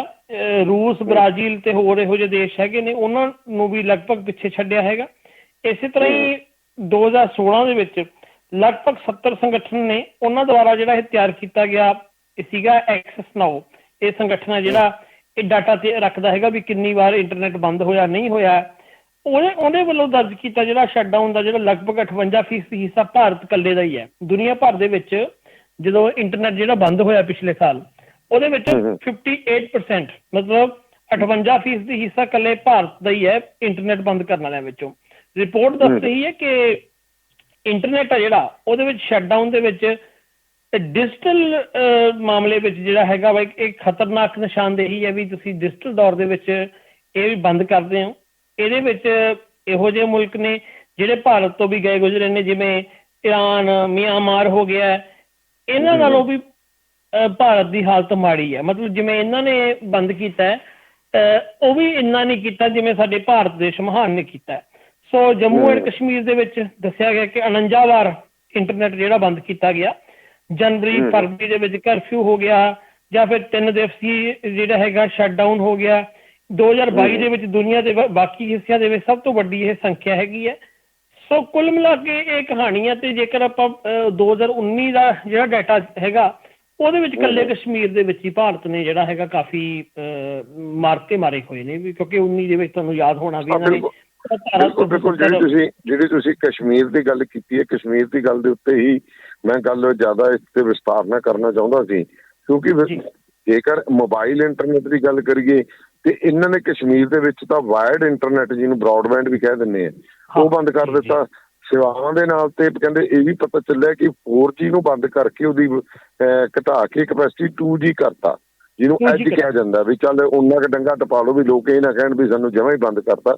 ਪਰ ਅੱਜ ਵੀ ਜੇਕਰ ਕਸ਼ਮੀਰ ਦੇ ਹਾਲਾਤ ਦੇਖੀਏ, ਉੱਥੋਂ ਕੋਈ ਤੁਹਾਨੂੰ ਵੀਡੀਓਜ਼ ਵਗੈਰਾ ਜਾਂ ਇਹੋ ਜਿਹੀ ਯੂਜ਼ਰ ਜਿਹੜੀ ਆਮ ਆਪਾਂ ਨੂੰ ਦੁਨੀਆਦਾਰੀ ਪਤਾ ਲੱਗਦੀ ਉਹ ਨਹੀਂ ਮਿਲ ਰਹੀ, ਜਿਹੜੀ ਆਮ ਲੋਕਾਂ ਤੋਂ ਆਪਾਂ ਨੂੰ ਮਿਲਦੀ ਹੁੰਦੀ ਹੈ, ਜਿਹਨੂੰ ਸੋਸ਼ਲ ਮੀਡੀਆ ਦੇ ਦੌਰ 'ਚ ਕਿਹਾ ਜਾਂਦਾ। ਇਹਨਾਂ ਨੇ ਲਗਭਗ ਸਾਲ ਤੋਂ ਉੱਤੇ ਬੰਦ ਰੱਖਿਆ ਇੰਟਰਨੈਟ ਪੂਰੀ ਤਰ੍ਹਾਂ, 1.5 ਸਾਲ ਇਹਨਾਂ ਨੇ ਬੰਦ ਰੱਖਿਆ। ਉਸ ਤੋਂ ਬਾਅਦ ਵਿੱਚ ਜਦੋਂ ਫਿਰ ਇਹਨਾਂ ਨੇ ਇੱਕ ਆਫੀਸ਼ੀਅਲ ਤੌਰ ਦੇ ਉੱਤੇ ਐਲਾਨ ਕੀਤਾ ਨਾ ਵੀ ਕਸ਼ਮੀਰ ਦੇ ਵਿੱਚ ਹੀ ਹੁਣ ਇੰਟਰਨੈਟ ਖੁੱਲ੍ਹ ਗਿਆ, ਇਹ ਮਤਲਬ ਧਿਆਨ ਰੱਖਣਾ ਬਣਦਾ ਸਾਡੇ ਸਰੋਤਿਆਂ ਨੂੰ ਵੀ ਜਦੋਂ ਇਹਨਾਂ ਦੇ ਐਲਾਨ ਦੇ ਬਾਵਜੂਦ ਵੀ ਐਲਾਨ ਕਰ ਦਿੱਤਾ ਖੁੱਲ੍ਹ ਗਿਆ, ਪਰ ਉਹ ਸਿਰਫ ਐਲਾਨ ਹੀ ਸੀਗਾ। ਉਹਦੇ ਬਾਵਜੂਦ ਬਹੁਤ ਸਾਰੇ ਇਲਾਕੇ ਸੀ ਜਿੱਥੇ ਇੰਟਰਨੈਟ ਬਿਲਕੁਲ ਨਹੀਂ ਚੱਲ ਰਿਹਾ ਸੀ, ਕਿਉਂਕਿ ਉਸ ਤੋਂ ਬਾਅਦ ਵਿੱਚ ਲਗਾਤਾਰ ਮੈਂ ਸੁਰਤ ਲੈਂਦਾ ਰਿਹਾ, ਕਸ਼ਮੀਰ ਦੇ ਵਿੱਚ ਪਤਾ ਕਰਦਾ ਰਿਹਾ ਵੀ ਕਿਵੇਂ ਕਿਵੇਂ ਹਾਲਤ ਹੈ। ਜੇ ਖਾਸ ਕਰ ਜੇ ਤੁਸੀਂ ਕਹੋ ਵੀ ਪੇਂਡੂ ਇਲਾਕਿਆਂ ਵਿੱਚ ਤਾਂ ਦੂਰ ਦੀ ਗੱਲ ਛੱਡੋ, ਕਸ਼ਮੀਰ ਤੇ ਸ਼੍ਰੀਨਗਰ ਦੀ ਗੱਲ ਹੀ ਕਰੀਏ, ਉਹਦੇ ਵਿੱਚ ਸਪੀਡ ਘੱਟ ਗਈ ਸੀ। ਰਾਜਧਾਨੀ ਹੈ ਇਹ ਪੂਰੇ ਜੰਮੂ ਐਂਡ ਕਸ਼ਮੀਰ ਦੀ, ਉੱਥੇ ਜਿਵੇਂ ਆ ਤੁਹਾਡੀ ਜਿਵੇਂ ਤੁਸੀਂ ਦੱਸਿਆ ਵੀ 4G 2G ਹੋ ਗਿਆ, ਇਸ ਤਰ੍ਹਾਂ ਸਪੀਡ ਘਟੀ ਹੋਈ ਆ। ਪਿੱਛੇ ਜਿਹੀ ਮੈਂ ਜਦੋਂ ਪਿਛਲੇ ਸਾਲ ਵੀ ਜਾ ਕੇ ਆਇਆ, ਉਦੋਂ ਵੀ ਮੈਨੂੰ ਦੱਸਿਆ ਗਿਆ ਕਿ ਇੰਟਰਨੈਟ ਦੀਆਂ ਜਿਹੜੀਆਂ ਸੇਵਾਵਾਂ ਵਿੱਚ ਕਾਫੀ ਦਿੱਕਤਾਂ ਆ ਰਹੀਆਂ ਨੇ। ਉੱਥੇ ਵੀ ਥੋੜ੍ਹੀ ਜਿਹੀ ਮੈਂ ਮਹਿਸੂਸ ਕੀਤੀ ਖੁਦ ਵੀ, ਹਾਲਾਂਕਿ ਉਹ ਰਾਜਧਾਨੀ ਸੀ। ਉਹ ਹੈ ਨਾ ਵੀ ਜਦੋਂ ਰਾਜਧਾਨੀ ਹੈ ਉਹ ਸਭ ਤੋਂ ਵਧੀਆ ਇਲਾਕਾ ਤਾਂ ਉਹੀ ਹੁੰਦਾ, ਰਾਜਧਾਨੀ ਜਿਹੜੀ ਹੈਗੀ ਸੂਬੇ ਦੀ। ਜਦੋਂ ਰਾਜਧਾਨੀ ਦੇ ਵਿੱਚ ਹੀ ਇੱਦਾਂ ਦੀ ਹਾਲਤ ਹੋਵੇ ਤੇ ਅੱਗੇ ਕੀ ਹੋਊਗਾ। ਅੱਗੇ ਜਦੋਂ ਅਸੀਂ ਇੱਧਰ ਆਹ ਇਲਾਕੇ 'ਚ ਜਾਂਦੇ ਹਾਂ, ਜਿਹੜਾ ਇੱਧਰ ਛੱਤੀ ਸਿੰਘਪੁਰਾ ਹੋ ਗਿਆ, ਜਿਹੜਾ ਇੱਧਰ ਪੱਥਰੀਵਾਲ ਵਾਲਾ ਇਲਾਕਾ ਇਹਦਾ ਇਕੱਠਾ ਹੀ ਹੈਗਾ। ਇੱਥੇ ਤਾਂ ਚਲੋ ਤੁਸੀਂ ਇਹ ਲੌਜਿਕ ਦੇ ਸਕਦੇ ਹੋ ਵੀ ਇਸ ਤਰ੍ਹਾਂ ਜੀ ਜ਼ਿਆਦਾ ਪਹਾੜੀ ਇਲਾਕਾ ਹੋ ਗਿਆ ਤਾਂ ਵਾ, ਪਰ ਇਹ ਸ਼੍ਰੀਨਗਰ ਵਰਗਾ ਜਿਹੜਾ ਪੌਸ਼ ਇਲਾਕਾ ਆਪਾਂ ਮੰਨਦੇ ਆ ਵੀ ਇੱਥੇ ਜੀ ਸਰਕਾਰੀ ਦਰਬਾਰੇ ਸਭ ਸਹੂਲਤਾਂ ਨੇ ਜਾਂ ਹੋਰ ਨੇ, ਉੱਥੇ ਵੀ ਦਿੱਕਤਾਂ ਸੀਗੀਆਂ ਜੀ। ਇਹਨਾਂ ਦੇ ਵਿੱਚ ਕਾਜ਼ਸ ਕੀ ਆਏ ਮੇਨ? ਚਲੋ ਇੱਕ ਤਾਂ ਮੰਨ ਲਈਏ ਕਿ ਰਾਇਟਿੰਗ ਹੋ ਗਈ ਜੀ, ਪਬਲਿਕ ਦਾ ਜਿਹੜਾ ਹੈਗਾ ਇੱਕ ਦੂਜੇ ਨਾਲ ਕਨੈਕਟੀਵਿਟੀ ਤੋੜਨੀ ਹੈ, ਲਾਅ ਐਂਡ ਆਰਡਰ ਦੀ ਸਥਿਤੀ ਨੂੰ ਆਮ ਤੌਰ ਤੇ ਬਹਾਨਾ ਬਣਾਇਆ ਜਾਂਦਾ ਹੈ। ਤੇ ਜੇਕਰ ਮੈਂ ਇਹਨਾਂ ਵਾਰ-ਵਾਰ ਕੇ ਇਲਾਕੇ ਨੇ ਜਾਂ ਉੱਥੇ ਤਾਂ ਓਪਨ ਇਹੋ ਜਿਹੀਆਂ ਗੱਲਾਂ ਨਹੀਂ ਸੀ। ਕੁੱਲ ਮਿਲਾ ਕੇ ਜੇਕਰ ਜੇ ਤੁਹਾਡੇ ਕੋਲ ਅਜਿਹਾ ਡਾਟਾ ਹੈ ਤਾਂ ਉਹ ਵੀ ਨਾਲ ਸ਼ੇਅਰ ਕਰੋ ਵੀ ਇਹਦੇ ਕਾਰਨ ਕੀ ਰਹੇ ਬੰਦ ਕਰਨ ਦੇ, ਕੀ ਬਹਾਨੇ ਬਣਾਏ ਗਏ? ਜਿਹੜੇ ਕਸ਼ਮੀਰ ਵਾਲਾ, ਜੇ ਇਕੱਲੇ ਕਸ਼ਮੀਰ ਦੀ ਰੋਸ਼ਨੀ 'ਚ ਪੁੱਛਦੇ ਹੋ ਤਾਂ ਕਈ ਵਾਰ ਤਾਂ ਐਂ ਵੀ ਉਹਦਾ ਬਹਾਨੇ ਤੇ ਵੀ ਹਾਸੀ ਆਉਂਦੀ ਹੈ। ਜਿਵੇਂ ਹੁਣ ਇੱਥੇ ਬਹਾਨਾ ਇਹ ਹੋ ਗਿਆ ਵੀ ਕੋਈ ਪੱਥਰਬਾਜ਼ੀ ਹੋ ਗਈ ਛੋਟੀ ਮੋਟੀ, ਉਹ ਹੁਣ ਜਿਵੇਂ ਉੱਥੇ ਜੁਮਾ ਵਾ, ਜਿਹੜਾ ਜੁਮੇ ਦੀ ਨਮਾਜ਼ ਹੈ, ਉੱਥੇ ਆਏ ਦਿਨ ਕੁਛ ਨਾ ਕੁਛ ਇੱਦਾਂ ਦੀ ਘਟਨਾ ਹੁੰਦੀ ਹੈ। ਉਹ ਮਤਲਬ ਇੱਕ ਉੱਥੇ ਵਰਤਾਰਾ ਹੈਗਾ, ਉਹ ਮਤਲਬ ਕੋਈ ਆਏ ਨਹੀਂ ਵੀ ਕੋਈ ਨਵੀਂ ਖਬਰ ਹੈ, ਉਹ ਹਰ ਜੁਮੇ ਦੀ ਨਮਾਜ਼ ਵੇਲੇ ਇੱਦਾਂ ਹੋਣਾ ਹੁੰਦਾ ਹੈ। ਤੇ ਉਹਦੇ ਵਿੱਚ ਕੀ ਹੈ ਕਿ ਉੱਥੇ ਇਹਨਾਂ ਦੇ ਕੋਲ ਬਹਾਨਾ ਹੁੰਦਾ ਵੀ ਲਓ ਜੀ ਇਹ ਕੰਮ ਆਏ ਹੋ ਗਿਆ। ਅੱਜ ਕੱਲ੍ਹ ਤਾਂ ਵੈਸੇ ਜਦੋਂ ਮੈਂ ਜਾ ਕੇ ਆਇਆ ਸੀ ਪਿਛਲੀ ਵਾਰ, ਉਦੋਂ ਤਾਂ ਇਹ ਪੱਥਰਬਾਜ਼ੀ ਵੀ ਘੱਟ ਗਈ ਸੀਗੀ। ਇੱਕ ਉਦੋਂ ਤਾਂ ਹੁੰਦਾ ਨਾ ਜਿਵੇਂ ਐਨ ਇੱਕ ਸ਼ਾਂਤੀ ਪਸਰੀ ਹੋਈ ਹੁੰਦੀ ਹੈ। ਜੇ ਉਹ ਸ਼ਾਂਤੀ ਤਾਂ ਦੋ ਤਰ੍ਹਾਂ ਦੀ ਸ਼ਾਂਤੀ ਹੁੰਦੀ ਹੈ, ਇੱਕ ਤਾਂ ਉਹ ਸ਼ਾਂਤੀ ਹੁੰਦੀ ਹੈ, ਲੋਕ ਖੁਸ਼ ਹੁੰਦੇ ਨੇ, ਇੱਕ ਹੁੰਦੀ ਹੈ ਮੜੀਆਂ ਵਾਲੀ ਸ਼ਾਂਤੀ, ਜਿੱਥੇ ਮੜੀਆਂ ਦੇ ਵਿੱਚ ਆਪਾਂ ਨਹੀਂ ਸ਼ਾਂਤੀ ਦੇਖਦੇ ਹੈਗੇ, ਉਹ ਸ਼ਾਂਤੀ ਜਿਹੜੀ ਹੈ ਉਹ ਸ਼ਾਂਤੀ ਸੀਗੀ। ਕਿਉਂਕਿ ਉਹਦਾ ਹੁਣ ਕਾਰਨ ਸੀ ਵੀ ਲੋਕਾਂ ਨੂੰ ਪਤਾ ਸੀ ਵੀ ਅਸੀਂ ਪ੍ਰੋਟੈਸਟ ਕਰਨ ਜੋਗੇ ਵੀ ਛੱਡੇ ਨਹੀਂ ਹੈਗੇ। ਉਹ ਉੱਥੇ ਕੀ ਹੈ, ਉਹ ਉੱਥੇ ਦੱਸਦੇ ਆ ਵੀ ਮੰਨ ਲਓ ਕਿ ਕੋਈ 4 ਬੰਦੇ ਇਕੱਠੇ ਹੋ ਗਏ, ਤੁਹਾਡੇ 4 ਬੰਦੇ ਇਕੱਠੇ ਹੋ ਕੇ ਉਹਨਾਂ ਨੂੰ ਪਹਿਲਾਂ ਤਾਂ ਇਹਨਾਂ ਨੇ ਕਿਹਾ ਅੰਦਰ ਜਾਓ, ਤੁਸੀਂ ਜ਼ਬਰਦਸਤੀ ਕਰਨੀ ਹੈ। ਜੇ ਮਾੜਾ ਮੋਟਾ ਕੋਈ ਨੌਜਵਾਨ ਨੇ ਕਿ ਨੂੰ ਗੁੱਸਾ ਆ ਗਿਆ, ਕਿਉਂਕਿ ਸਿੱਧੀ ਜਿਹੀ ਗੱਲ ਹੈ ਕਿ ਇਹੋ ਜਿਹੇ ਮਾਹੌਲ 'ਚ ਗੁੱਸਾ ਹੋਣਾ ਸੁਭਾਵਿਕ ਹੈ, ਤਾਂ ਵੀ ਇਹਨਾਂ ਨੇ ਕਿਹਾ ਕਿ ਮਾਹੌਲ ਖਰਾਬ ਹੈ ਜੀ, ਇੰਟਰਨੈਟ ਜਿਹੜਾ ਬੰਦ ਕੀਤਾ ਜਾਵੇ। ਤੇ ਉੱਥੇ ਇੰਟਰਨੈਟ ਦੇ ਬੰਦ ਕਰਨ ਦੇ ਨਾ 3600 ਬਹਾਨੇ ਨੇ ਕਸ਼ਮੀਰ ਦੇ ਵਿੱਚ, 3600 ਬਹਾਨੇ ਨੇ। ਤੇ ਇਹਨੂੰ ਹੋਰ ਸੌਖੇ ਢੰਗ ਨਾਲ ਤੁਸੀਂ ਦੇਖਣਾ ਹੋਵੇ, ਆਪਣੇ ਪੰਜਾਬ ਦੇ ਵਿੱਚ ਵੀ ਜਦੋਂ ਆਹ ਕੈਪਟਨ ਦੀ ਸਰਕਾਰ ਸੀਗੀ, ਉਦੋਂ ਇੱਕ ਤਾਂ ਚਲੋ ਡੇਰੇ ਵਾਲਾ ਤਾਂ ਘਟਨਾ ਹੋਈ ਸੀਗੀ, ਉਹਦੇ ਵਿੱਚ ਵੀ ਡੇਰੇ ਵਾਲੀ ਘਟਨਾ ਉਦੋਂ ਸਾਰੇ ਪੰਜਾਬ 'ਚ ਨਹੀਂ ਹੋਈ ਸੀਗੀ, ਮਤਲਬ ਕੁਛ ਇਲਾਕਿਆਂ 'ਚ ਹੋਈ ਸੀ। ਉਦੋਂ ਸਾਰੇ ਪੰਜਾਬ 'ਚ ਹੀ ਆਪਣੇ ਕਿੰਨੇ ਦਿਨ ਬੰਦ ਰੱਖਿਆ ਸੀ, 17-18 ਦੀ ਗੱਲ ਹੈ ਇਹ। ਤੇ ਇਸ ਤਰ੍ਹਾਂ ਉਹ ਪੰਜਾਬ ਨੇ ਇੱਕ ਵਾਰ ਉਹ ਚੱਖਿਆ ਹੋਇਆ ਮਤਲਬ ਸਵਾਦ ਵੀ ਜੀ ਹਫ਼ਤਾ ਆਪਣੇ ਇੰਟਰਨੈਟ ਬੰਦ ਰਿਹਾ ਸੀ, ਜੇ ਮੈਂ ਗਲਤ ਨਹੀਂ ਹੈਗਾ ਤਾਂ। ਇਸੇ ਤਰ੍ਹਾਂ ਉਹ ਕਿਉਂਕਿ ਉੱਥੇ ਸਰਕਾਰ ਬੀਜੇਪੀ ਦੀ ਨਹੀਂ ਸੀ, ਬੀਜੇਪੀ ਇਹਨੂੰ ਜਿਹੜਾ ਹੈਗਾ ਜ਼ਿਆਦਾ ਯੂਜ਼ ਕਰਦੀ ਹੈਗੀ ਆ। ਹੁਣ ਹਰਿਆਣਾ ਆਪਣਾ ਬਿਲਕੁਲ ਨਾਲ ਵਾਲਾ ਆਹ ਹੈਗਾ ਗਵਾਂਢੀ ਸੂਬਾ ਹੈਗਾ, ਹਰਿਆਣੇ ਦੇ ਵਿੱਚ ਮੌਜੂਦਾ ਖੱਟੜ ਸਰਕਾਰ ਨੇ ਕਈ ਵਾਰ ਇੰਟਰਨੈਟ ਬੰਦ ਕੀਤਾ। ਕਿਹੜੀ ਗੱਲੋਂ ਕੀਤਾ ਸੁਣ ਲਓ, ਕਿਸਾਨ ਅੰਦੋਲਨ ਕਰਕੇ ਕੀਤਾ ਗਿਆ। ਆਪਣੇ ਕਿਸਾਨ ਅੰਦੋਲਨ ਕਰਕੇ ਆਪਾਂ ਕਦੇ ਇੰਟਰਨੈਟ ਨਹੀਂ ਬੰਦ ਕੀਤਾ, ਇਹ ਰਿਕਾਰਡ ਹੈ। ਲੇਕਿਨ ਖੱਟੜ ਸਰਕਾਰ ਨੇ 4-5 ਵਾਰ ਤਾਂ ਕਿਸਾਨ ਅੰਦੋਲਨ ਦੌਰਾਨ ਕੀਤਾ। ਇੱਕ ਵਾਰ ਉਦੋਂ ਕੀਤਾ, ਤੁਹਾਨੂੰ ਯਾਦ ਹੋਣਾ, ਜਦੋਂ ਟਕੈਤ ਨੇ ਉਹ ਉਦੋਂ ਮਤਲਬ ਸਾਰੇ ਹਰਿਆਣੇ ਦੇ ਵਿੱਚ ਇਹਨਾਂ ਨੇ ਇੰਟਰਨੈਟ ਬੰਦ ਕਰ ਦਿੱਤਾ। ਜਦੋਂ ਫਿਰ ਆਪਣੇ ਪੰਜਾਬ ਵਾਲੇ ਕਿਸਾਨ ਦਿੱਲੀ ਵੱਲ ਨੂੰ ਕੂਚ ਕੀਤੇ, ਉਦੋਂ ਇਹਨਾਂ ਨੇ ਇੰਟਰਨੈਟ ਬੰਦ ਕੀਤਾ। ਅੱਛਾ, ਜਦੋਂ ਇੱਥੇ ਕਰਨਾਲ ਦੇ ਕੋਲ ਸਿਰ ਪਾੜਿਆ ਗਿਆ ਸੀਗਾ ਕਿਸਾਨਾਂ ਦਾ, ਉਦੋਂ ਇਹਨਾਂ ਨੇ ਇੰਟਰਨੈਟ ਬੰਦ ਕੀਤਾ। ਇਹ ਮਤਲਬ ਕਈ ਥਾਵਾਂ ਉੱਤੇ ਨਾਰਮਲ ਪ੍ਰੋਟੈਸਟ ਹੋਏ, ਜਿਵੇਂ ਉਦਾਹਰਨ ਦੇ ਤੌਰ ਤੇ ਮੁਲਾਜ਼ਮਾਂ ਦੇ ਪ੍ਰੋਟੈਸਟ ਹੋਏ ਇੱਥੇ, ਜਿਵੇਂ ਹੁਣ ਰੋਡਵੇਜ਼ ਵਾਲਿਆਂ ਦੇ ਪ੍ਰੋਟੈਸਟ ਹੋਏ, ਯੂਨੀਅਨ ਬਹੁਤ ਤਕੜੀ ਆ, ਉਦੋਂ ਜੀ ਬੰਦ ਕੀਤਾ। ਇਹ ਹੈਗੇ ਸੂਬੇ ਪੱਧਰ ਤੇ। ਅੱਛਾ, ਫਿਰ ਇਹਨਾਂ ਨੇ ਜ਼ਿਲ੍ਹੇ ਪੱਧਰ ਤੇ, ਮੈਂ ਇਹ ਉਦਾਹਰਨ ਜਿਹੜੀ ਦੇ ਰਿਹਾ ਸਿਰਫ ਹਰਿਆਣੇ 'ਚੋਂ ਦੇ ਰਿਹਾ ਹੈਗਾ, ਕਿਉਂਕਿ ਹਰਿਆਣਾ ਆਪਣਾ ਗਵਾਂਢੀ ਹੈ। ਇਹ ਹਰਿਆਣੇ ਵਿੱਚ ਕੋਈ ਏਦਾਂ law and order the situation ਨਹੀਂ ਬਣੀ ਹੋਈ, ਪਰ ਇੱਕ ਉਦਾਹਰਨ ਹੈ ਹਰਿਆਣਾ ਸਟੇਟ, ਜੇ ਸਮਝਣਾ ਹੋਵੇ। ਅੱਛਾ, ਕੋਈ ਛੋਟੇ ਮੋਟੇ ਪ੍ਰੋਟੈਸਟ ਹੈ ਜੀ, ਉਦੋਂ ਇਕੱਲੇ ਜ਼ਿਲ੍ਹੇ 'ਚ ਬੰਦ ਕਰਤੇ ਜੀ, ਕੁਰੂਕਸ਼ੇਤਰ ਦੇ ਵਿੱਚ ਬੰਦ ਹੋ ਗਿਆ। ਫਿਰ ਤੁਹਾਡਾ ਜਿਹੜਾ ਮੇਵਾਤ ਦੇ ਵਿੱਚ ਕੋਈ ਛੋਟੀ ਜਿਹੀ ਘਟਨਾ ਘਟ ਗਈ, ਉਹ ਬੰਦ ਹੋ ਗਿਆ। ਹੁਣ ਉਹਦੇ ਲਈ ਇੰਟਰਨੈਟ ਬੰਦ ਕਰਨ ਦੀ ਕੋਈ ਲੋੜ ਹੀ ਨਹੀਂ ਸੀ। ਇਹ ਤਰਜੀਹ ਹੁੰਦੀ ਹੈ ਬਹੁਤ ਐਮਰਜੈਂਸੀ ਵੇਲੇ, ਆਪਾਂ ਸਾਰੇ ਜਾਣਦੇ ਹੈਗੇ ਆ। ਬਿਲਕੁਲ ਨਾਰਮਲ ਪ੍ਰੋਟੈਸਟ, ਜਿਵੇਂ ਰੋਡਵੇਜ਼ ਵਾਲਿਆਂ ਦਾ ਪ੍ਰੋਟੈਸਟ ਹੋ ਗਿਆ, ਦੱਸੋ ਉਹਨਾਂ ਨੇ ਕੀ ਕਿਸੇ ਦਾ ਲੱਤਾਂ ਤੋੜਨੀਆਂ ਜਾਂ ਕੋਈ ਪਬਲਿਕ ਜਿਹੜੀ ਰਾਈਟਿੰਗ ਹੋ ਗਈ, ਜਾਂ ਆਪਾਂ ਕਿ ਦੰਗੇ ਭੜਕਣ ਦੀ ਜੀ ਖਦਸ਼ਾ ਹੋ ਗਿਆ ਵੀ ਇੱਕ ਦੂਜੇ ਕੋਲ ਇਹੋ ਜਿਹੇ ਮਾਰੂ ਮੈਸੇਜਿਸ ਨਾ ਪਹੁੰਚ ਜਾਣ, ਤਾਂ ਨਾਰਮਲ ਵੱਧ ਤੋਂ ਵੱਧ ਇਹੀ ਕਹਿ ਦੇਣਗੇ ਫਲਾਣੇ ਨਾਲ ਦੇ ਇਕੱਠੇ ਹੋ ਜਾਓ ਭਾਈ। ਇਹ ਹੁਣ ਉਹ ਸੂਬੇ ਨੇ, ਇੱਕ ਤਾਂ ਹਰਿਆਣੇ ਨੂੰ ਮੈਂ ਤਾਂ ਲਿਆ ਸੀਗਾ ਕਿਉਂਕਿ ਬੀਜੇਪੀ ਦਾ ਸੂਬਾ ਹੈਗਾ, ਵੀ ਦੱਸਣ ਲਈ ਕਿ ਬੀਜੇਪੀ ਕਿਵੇਂ ਉਹ ਸੂਬਿਆਂ ਦੇ ਵਿੱਚ ਵੀ ਇਹ ਕੰਮ ਕਰਦੀ ਹੈ, ਜਿਹੜੇ ਬਿਲਕੁਲ ਸ਼ਾਂਤ ਸੂਬੇ ਨੇ, ਜਿੱਥੇ ਕੋਈ ਇਹੋ ਜਿਹੀ ਘਟਨਾ ਵਾਲਾ ਚੱਕਰ ਨਹੀਂ ਹੈਗਾ। ਇਹ ਜਦੋਂ ਸ਼ਾਂਤ ਸੂਬਿਆਂ 'ਚ ਐਂ ਹੋ ਸਕਦਾ ਹੈ, ਇਹ ਹਰਿਆਣੇ ਦੀ ਸਰਵੇ ਕਰਕੇ ਦੇਖ ਲਓ। ਹਾਲੇ ਮੇਰੇ ਕੋਲ ਬਕਾਇਦਾ ਅੰਕੜੇ ਨਹੀਂ ਹੈਗੇ, ਪਰ ਜਿਹੜੀ ਆਪਣੀ ਮੇਰੀ ਯਾਦਦਾਸ਼ਤ ਦੇ ਵਿੱਚ ਨੇ, ਆਹੀ 2-3 ਸਾਲ ਦੇ ਵਿੱਚ ਹਰਿਆਣੇ ਦੇ ਵਿੱਚ ਜਿਹੜੇ ਮੇਰੇ ਯਾਦ ਆ, 4-5 ਵਾਰ ਤਾਂ 2-3 ਸਾਲ ਦੇ ਵਿੱਚ ਹਰਿਆਣੇ 'ਚ ਸੂਬਾ ਪੱਧਰ ਦੇ ਉੱਤੇ ਇੰਟਰਨੈਟ ਬੰਦ ਹੋਇਆ। ਤੇ 4-5 ਵਾਰੀ ਏਦਾਂ ਦੀਆਂ ਖਬਰਾਂ ਆਈਆਂ ਨੇ ਹਰਿਆਣੇ ਵਿੱਚੋਂ, ਜਿੱਥੇ ਕੱਲੇ ਡਿਸਟ੍ਰਿਕਟ 'ਚ ਬੰਦ ਹੋਇਆ ਵੀ ਆਹ ਜੀ ਇਹਨਾਂ ਨੇ ਮੇਵਾਤ ਵਿੱਚ ਕਰ ਦਿੱਤਾ, ਆਹ ਇਹਨਾਂ ਜੀ ਇੱਥੇ ਕਰਨਾਲ 'ਚ ਕਰ ਦਿੱਤਾ, ਆ ਇਹਨਾਂ ਨੇ ਕੁਰੂਕਸ਼ੇਤਰ ਦੇ ਵਿੱਚ ਕਰ ਦਿੱਤਾ, ਆ ਜੀ ਇਕੱਲਾ ਅੰਬਾਲਾ ਜ਼ਿਲ੍ਹੇ 'ਚ ਬੰਦ ਕਰ ਦਿੱਤਾ। ਮਤਲਬ ਇਹ ਇੰਟਰਨੈਟ ਬੰਦ ਹੋਣ ਦੀਆਂ ਖਬਰਾਂ ਹੈਗੀਆਂ ਸ਼ਾਂਤ ਸੂਬਿਆਂ ਦੇ ਵਿੱਚ। ਬਾਕੀ ਜਿੱਥੇ ਫਿਰ ਜੀ ਨਾਰਥ ਈਸਟ ਹੈ ਕਿ ਕਸ਼ਮੀਰ ਹੈ, ਉਸ ਦਾ ਗੱਲ ਹੀ ਛੱਡ ਦਿਓ। ਫਿਰ ਆਪਾਂ ਯੂਪੀ ਦੀ ਉਦਾਹਰਨ ਲੈ ਲਓ। ਯੂਪੀ ਦੇ ਵਿੱਚ ਤਾਂ ਹਾਥਰਸ ਵਾਲਾ ਮਾਮਲਾ ਆਇਆ। ਹਾਥਰਸ ਵਾਲਾ ਮਾਮਲਾ ਕੀ ਹੈ, ਲੋਕਾਂ ਨੇ ਵਿਚਾਰੇ ਲੋਕਾਂ ਨੇ ਤਾਂ ਕੁੱਟੀ ਖਾਧੀ ਉੱਥੇ, ਕਿਉਂਕਿ ਉਹ ਕੁੜੀ ਦੇ ਇਨਸਾਫ ਪਿੱਛੇ ਕੁੱਟ ਖਾ ਰਹੇ ਸੀ।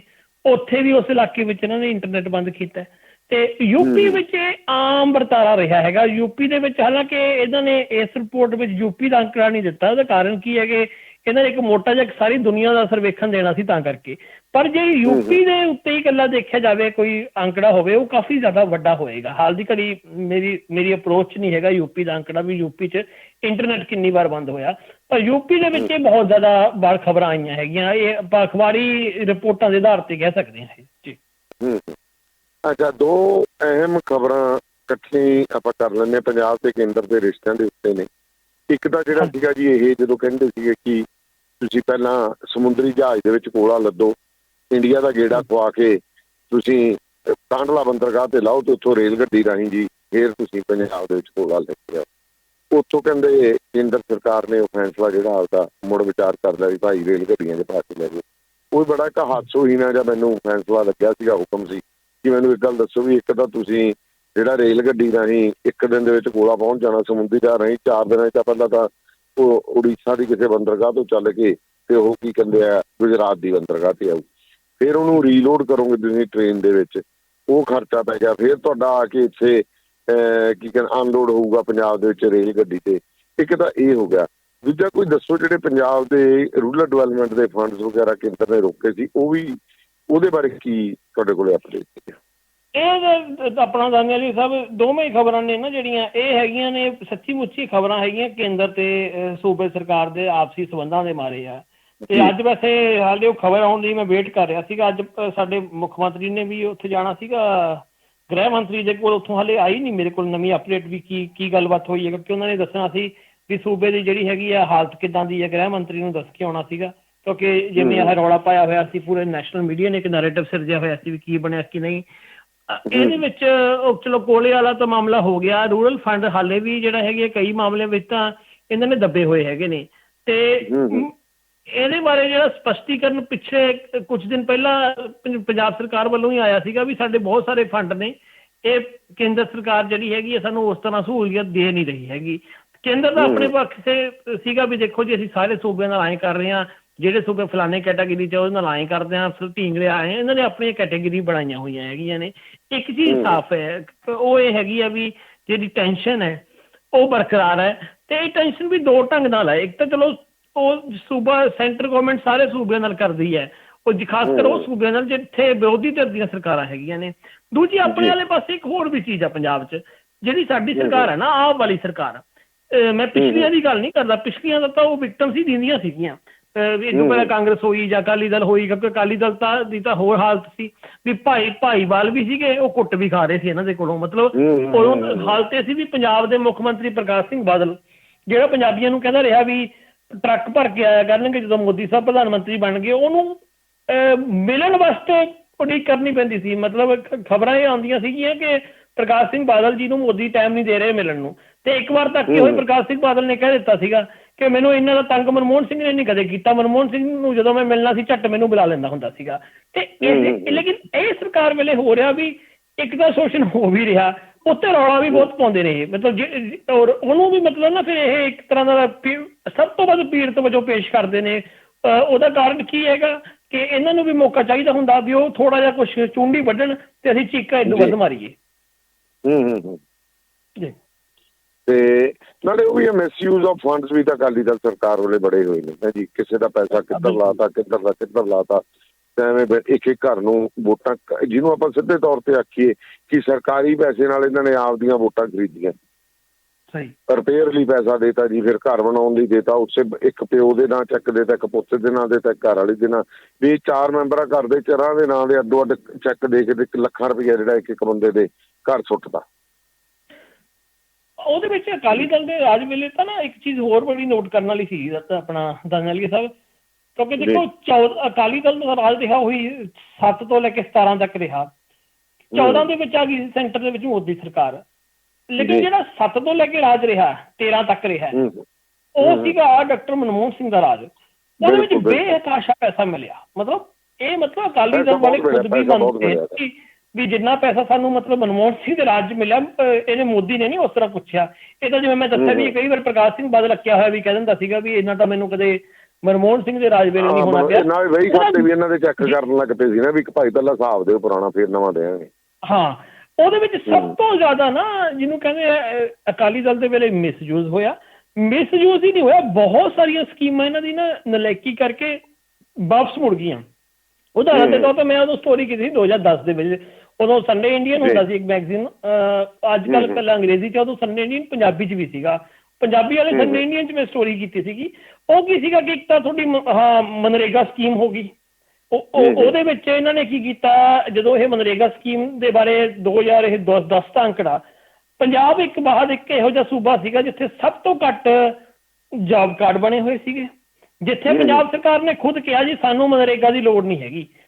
ਇਹ ਮਤਲਬ ਪੰਜਾਬ ਸਰਕਾਰ ਦਾ ਆਪਣਾ ਕਹਿਣਾ ਵੀ ਸਾਨੂੰ ਮਨਰੇਗਾ ਦੀ ਲੋੜ ਨਹੀਂ ਹੈਗੀ। ਹਾਲਾਂਕਿ ਮਨਰੇਗਾ ਦੀ ਪੰਜਾਬ ਨੂੰ ਬਹੁਤ ਲੋੜ ਸੀ, ਖਾਸ ਕਰਕੇ ਉਸ ਸਮੇਂ ਦੇ ਜਿਹੜੇ ਸਾਡੇ ਅਰਥ ਸ਼ਾਸਤਰੀ ਸੀ ਉਹ ਦੱਸ ਰਹੇ ਸੀ। ਦੂਜਾ ਉਸ ਸਮੇਂ ਜਿਹੜੇ ਆਪਣੇ ਘੱਟ ਗਿਣਤੀਆਂ ਲਈ ਵਜ਼ੀਫੇ ਨੇ, ਬੱਚਿਆਂ ਦੇ ਲਈ, ਘੱਟ ਗਿਣਤੀ ਭਾਈਚਾਰੇ ਦੇ ਲਈ, ਦਲਿਤ ਭਾਈਚਾਰਿਆਂ ਦੇ ਲਈ SC-BC ਦਾ ਵਜ਼ੀਫੇ ਖਾ ਵੀ ਗਏ। ਤੇ ਦੂਜੇ ਪਾਸੇ ਕੁਝ ਵਜ਼ੀਫੇ ਜਿਹੜੇ ਹੈਗੇ ਉਹਦੇ ਵਿੱਚ ਪੰਜਾਬ ਸਰਕਾਰ ਨੇ ਆਪਣੇ ਹਿੱਸੇ ਦਾ 40% ਪਾਉਣਾ ਹੁੰਦਾ ਤੇ 60 ਤੇ 40 ਦੀ ਉਹ ਮਾਤਰਾ ਰੇਸ਼ੋ ਹੁੰਦੀ ਹੈ। 60 ਸੈਂਟਰ ਦਾ ਹੁੰਦਾ, 40 ਜਿਹੜਾ ਹੈਗਾ ਉਹ ਸੂਬਾ ਸਰਕਾਰ ਦਾ ਹੁੰਦਾ। ਪਰ ਹੁੰਦਾ ਕੀ ਹੈ ਕਿ ਜੇ ਤੁਸੀਂ 60 ਦੇ ਜੇ ਤੁਸੀਂ 40 ਨਹੀਂ ਪਾਉਂਦੇ ਨਾ ਤਾਂ ਉਹ ਪੈਸਾ ਵਾਪਸ ਚਲਾ ਜਾਂਦਾ। ਉਸ ਤਰ੍ਹਾਂ ਬਹੁਤ ਹੋਇਆ। ਆ ਜਿਹੜੇ ਸਕੂਲਾਂ ਦੇ ਵਜ਼ੀਫੇ ਉਦੋਂ ਬਹੁਤ ਦੇਰੀ ਨਾਲ ਮਿਲੇ, ਉਹਦੇ ਤੇ ਵੀ ਮੈਂ ਕੀਤੀ ਹੋਈ ਸੀਗੀ ਸਟੋਰੀ। ਸੋ ਉਸ ਸਮੇਂ ਤਾਂ ਮਤਲਬ ਜਿਹੜੀਆਂ ਨਾ ਰਿਆਇਤਾਂ ਮਿਲੀਆਂ ਉਹ ਵੀ ਇਹਨਾਂ ਤੋਂ ਚੱਜ ਨਾਲ ਲਈਆਂ ਨਹੀਂ ਗਈਆਂ। ਜੇ ਲਈਆਂ ਨੇ ਤਾਂ ਉਹ ਆਪਣੇ ਨਿੱਜੀ ਕੰਮਾਂ ਦੇ ਲਈ ਲੈ ਲਈਆਂ, ਜਿਵੇਂ ਸੰਗਤ ਦਰਸ਼ਨਾਂ ਦੇ ਵਿੱਚ ਪੈਸਾ ਡਾ ਦਿੱਤਾ ਜਾਂ ਹੋਰ ਕੰਮਾਂ ਵਿੱਚ ਡਾ ਦਿੱਤਾ। ਉੱਥੇ ਉਹ ਬੜਾ ਨੁਕਸਾਨ ਹੋਇਆ ਪੰਜਾਬ ਦਾ। ਤੇ ਕੁਛ ਵਿਧਾਨ ਸਭਾ ਦੀਆਂ ਚੋਣਾਂ ਹੋਈਆਂ ਵੱਖ-ਵੱਖ ਸੂਬਿਆਂ 'ਚ ਤੇ ਹੋਣੀਆਂ ਨੇ, ਕੀ ਹੈ ਖਾਸ ਉਹਦੇ ਬਾਰੇ ਨਤੀਜੇ ਆ ਗਏ ਨੇ? ਵੈਸੇ ਜਿਹੜੀਆਂ ਹੋਣੀਆਂ ਨੇ ਉਹਦਾ ਮਤਲਬ ਹੁਣ ਥੋੜੇ ਜਿਹੇ ਜਿਵੇਂ ਕਰਨਾਟਕ ਵਰਗੇ ਸੂਬੇ ਨੇ ਉਹ ਹੁਣ ਅੱਗੇ ਚੱਲ ਕੇ ਹੋਣਗੀਆਂ। ਉਹਦੇ ਲਈ ਹੁਣ ਹੁਣੀ ਤੋਂ ਤਿਆਰੀ ਸ਼ੁਰੂ ਹੋ ਜੂਗੀ। ਪਰ ਜਿਹੜੇ 3-4 ਸੂਬੇ ਦੇ ਵਿੱਚ ਨਤੀਜੇ ਆਏ ਨੇ ਇਹ ਲਗਭਗ ਉਹੀ ਨਾਰਥ ਈਸਟ ਵਾਲੇ ਸੂਬੇ ਨੇ। ਨਾਗਾਲੈਂਡ ਤੇ ਤ੍ਰਿਪੁਰਾ ਦੇ ਵਿੱਚ BJP ਦੀ ਸਰਕਾਰ ਦੀ ਵਾਪਸੀ ਹੋ ਚੁੱਕੀ ਹੈ। ਮੇਘਾਲਿਆ ਦੇ ਵਿੱਚ NPP ਜਿਹੜੀ ਕਿ ਲੋਕਲ ਸਰਕਾਰ ਹੈ, ਲੋਕਲ ਉੱਥੇ ਦੀ ਸਥਾਨਕ ਪਾਰਟੀ ਹੈ, ਉਹਦੇ ਨਾਲ ਜਿਹੜਾ ਹੈਗਾ ਗਠਬੰਧਨ ਹੋਊਗਾ। ਤੇ ਇੱਕ ਥਾਂ ਦੇ ਉੱਤੇ ਤ੍ਰਿਣਮੂਲ ਕਾਂਗਰਸ ਨੂੰ ਇੰਨੀ ਕਿਰਾਇਤ ਮਿਲੀ ਹੈ ਵੀ ਉਹ ਭਾਈ ਕਿੰਗ ਮੇਕਰ ਬਣ ਗਈ ਹੈ। ਸੋ ਇਹ ਆਸਾਮ 'ਚ ਜਾਂ ਕਿੱਥੇ ਤ੍ਰਿਣਮੂਲ ਕਾਂਗਰਸ? ਕਿਉਂਕਿ ਉੱਥੇ ਜਿਹੜਾ ਮੇਘਾਲਿਆ ਹੈਗਾ ਉੱਥੇ ਇਹ ਕਹਾਣੀ ਇਸ ਤਰ੍ਹਾਂ ਬਣੀ ਹੈ ਨਾ ਵੀ ਕਿਸੇ ਨੂੰ ਸਪਸ਼ਟ ਬਹੁਮਤ ਨਹੀਂ ਸੀਗਾ, ਜਿਹਦੇ ਕਰਕੇ ਜਿਹੜਾ ਹੈਗਾ ਉਹਨਾਂ ਦੀ ਜਿਹੜੀ ਹੈਗੀ ਮਮਤਾ ਬੈਨਰਜੀ ਪਹਿਲੀ ਵਾਰ ਮਮਤਾ ਨੇ ਬੰਗਾਲ ਤੋਂ ਬਾਅਦ ਹੁਣ 2-3 ਸੂਬਿਆਂ ਦੇ ਵਿੱਚ ਪੈਰ ਲਾਉਣ ਦੀ ਕੋਸ਼ਿਸ਼ ਕੀਤੀ ਸੀਗੀ। ਜਿਵੇਂ ਇੱਕ ਤਾਂ ਤ੍ਰਿਪੁਰਾ ਦੇ ਵਿੱਚ ਲਾਉਣ ਦੀ ਕੋਸ਼ਿਸ਼ ਕੀਤੀ ਇਹਨਾਂ ਨੇ। ਤ੍ਰਿਪੁਰਾ ਦੇ ਵਿੱਚ ਸਾਡੇ ਜਿਹੜੇ ਲੱਗ ਜਾਣ। ਮੇਘਾਲਿਆ ਦੇ ਵਿੱਚ ਜਿਹੜੀ ਉਹ ਆਪਣੀ ਇੱਕ ਚੰਗੀ ਹੁਣ ਆਇਆ ਵੀ ਉਹ ਕਿੰਗ ਮੇਕਰ ਦੇ ਤੌਰ 'ਤੇ ਆਪਣੀ ਭੂਮਿਕਾ ਨਿਭਾ ਸਕਦੀ ਆ। ਇਹਦੇ ਵਿੱਚ ਕੁੱਲ ਮਿਲਾ ਕੇ ਤ੍ਰਿਪੁਰਾ ਜਿਹੜਾ ਕਿ ਕਾਫੀ ਦਿਲਚਸਪ ਸਟੇਟ ਆ, ਉਹਦੀ ਗੱਲ ਕਰਨੀ ਬਣਦੀ ਹੈ। ਤ੍ਰਿਪੁਰਾ ਦੇ ਵਿੱਚ ਲਗਾਤਾਰ 25 ਸਾਲ ਖੱਬੇ ਪੱਖੀ ਸਰਕਾਰ ਦਾ ਬੋਲਬਾਲਾ ਰਿਹਾ। ਉਦੋਂ ਬਾਅਦ ਵਿੱਚ ਪਿਛਲੀ ਵਾਰ BJP ਸੱਤਾ ਦੇ ਵਿੱਚ ਆ ਗਈ ਸੀ।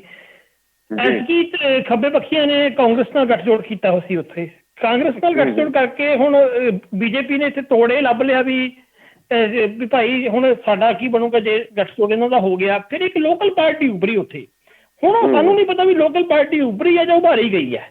ਤੇ ਉਹ ਲੋਕਲ ਪਾਰਟੀ ਦੇ ਕੁਝ ਮੁੱਦੇ ਸੀਗੇ, ਖਾਸ ਕਰਕੇ ਕਬਾਇਲੀ ਭਾਈਚਾਰੇ ਵਿੱਚੋਂ ਸੀਗੀ, ਉਹਨਾਂ ਦੇ ਕਬਾਇਲੀ ਭਾਈਚਾਰਿਆਂ ਦੇ ਮੁੱਦੇ ਸੀਗੇ, ਉਹਨਾਂ ਨੇ ਉਹਨੂੰ ਚੱਕਿਆ ਤੇ ਉਹ ਵੀ ਆਪਣੀਆਂ 11-12 ਸੀਟਾਂ ਲੈ ਕੇ, ਜਿਹਦੇ ਕਰਕੇ ਸਾਰਾ ਤਵਾਜ਼ਨ ਵਿਗੜਿਆ ਤੇ BJP ਨੂੰ ਆਉਣਾ ਆਸਾਨ ਹੋ ਗਿਆ। BJP ਦਾ ਬਹੁਮਤ ਸੌਖਾ ਹੋ ਗਿਆ।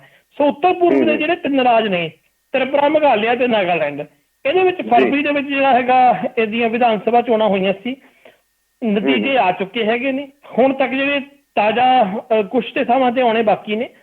ਤਾਜ਼ਾ ਜਿਹੜੀ ਜਾਣਕਾਰੀ ਆਈ ਹੈ ਤ੍ਰਿਪੁਰਾ ਤੇ ਨਾਗਾਲੈਂਡ ਦੇ ਵਿੱਚ ਸੱਤਾਧਾਰੀ BJP ਹੈ ਜਿਹੜੀ, ਉਹਦੀ ਤਸਵੀਰ ਸਾਫ਼ ਹੋ ਗਈ। ਉਹ ਸੱਤਾ ਦੇ ਵਿੱਚ ਆਊਗੀ। ਤ੍ਰਿਪੁਰਾ ਦੇ ਵਿੱਚ BJP ਤੇ ਨਾਗਾਲੈਂਡ ਦੇ ਵਿੱਚ NDPP, ਇਹਦਾ BJP ਨਾਲ ਗੱਠਜੋੜ ਹੈ। ਇਹ ਵੱਡੀ ਪਾਰਟੀ ਹੈ ਵੈਸੇ। ਉਹ ਸੱਤਾ ਦੇ ਵਿੱਚ ਇਹਨਾਂ ਦੀ ਵਾਪਸੀ ਹੋ ਚੁੱਕੀ ਹੈ। ਮੇਘਾਲਿਆ ਦੇ ਵਿੱਚ ਜਿਹੜਾ ਹੈਗਾ ਪੇਚ ਫਸਿਆ ਹੋਇਆ। ਲਗਭਗ ਤ੍ਰਿਸ਼ੰਕੂ ਸਰਕਾਰ ਹੈ। ਇਹਦੇ ਵਿੱਚ ਮੈਂ ਕਿਹਾ ਸੀਗਾ ਵੀ ਜਿਹੜੀ ਹੈਗੀ ਹੈ ਤ੍ਰਿਣਮੂਲ ਕਾਂਗਰਸ ਹੈ ਉਹ ਆਪਣੀ ਜਿਹੜੀ ਹੈਗੀ ਹੈ ਭੂਮਿਕਾ ਨਿਭਾ ਸਕਦੀ ਹੈ।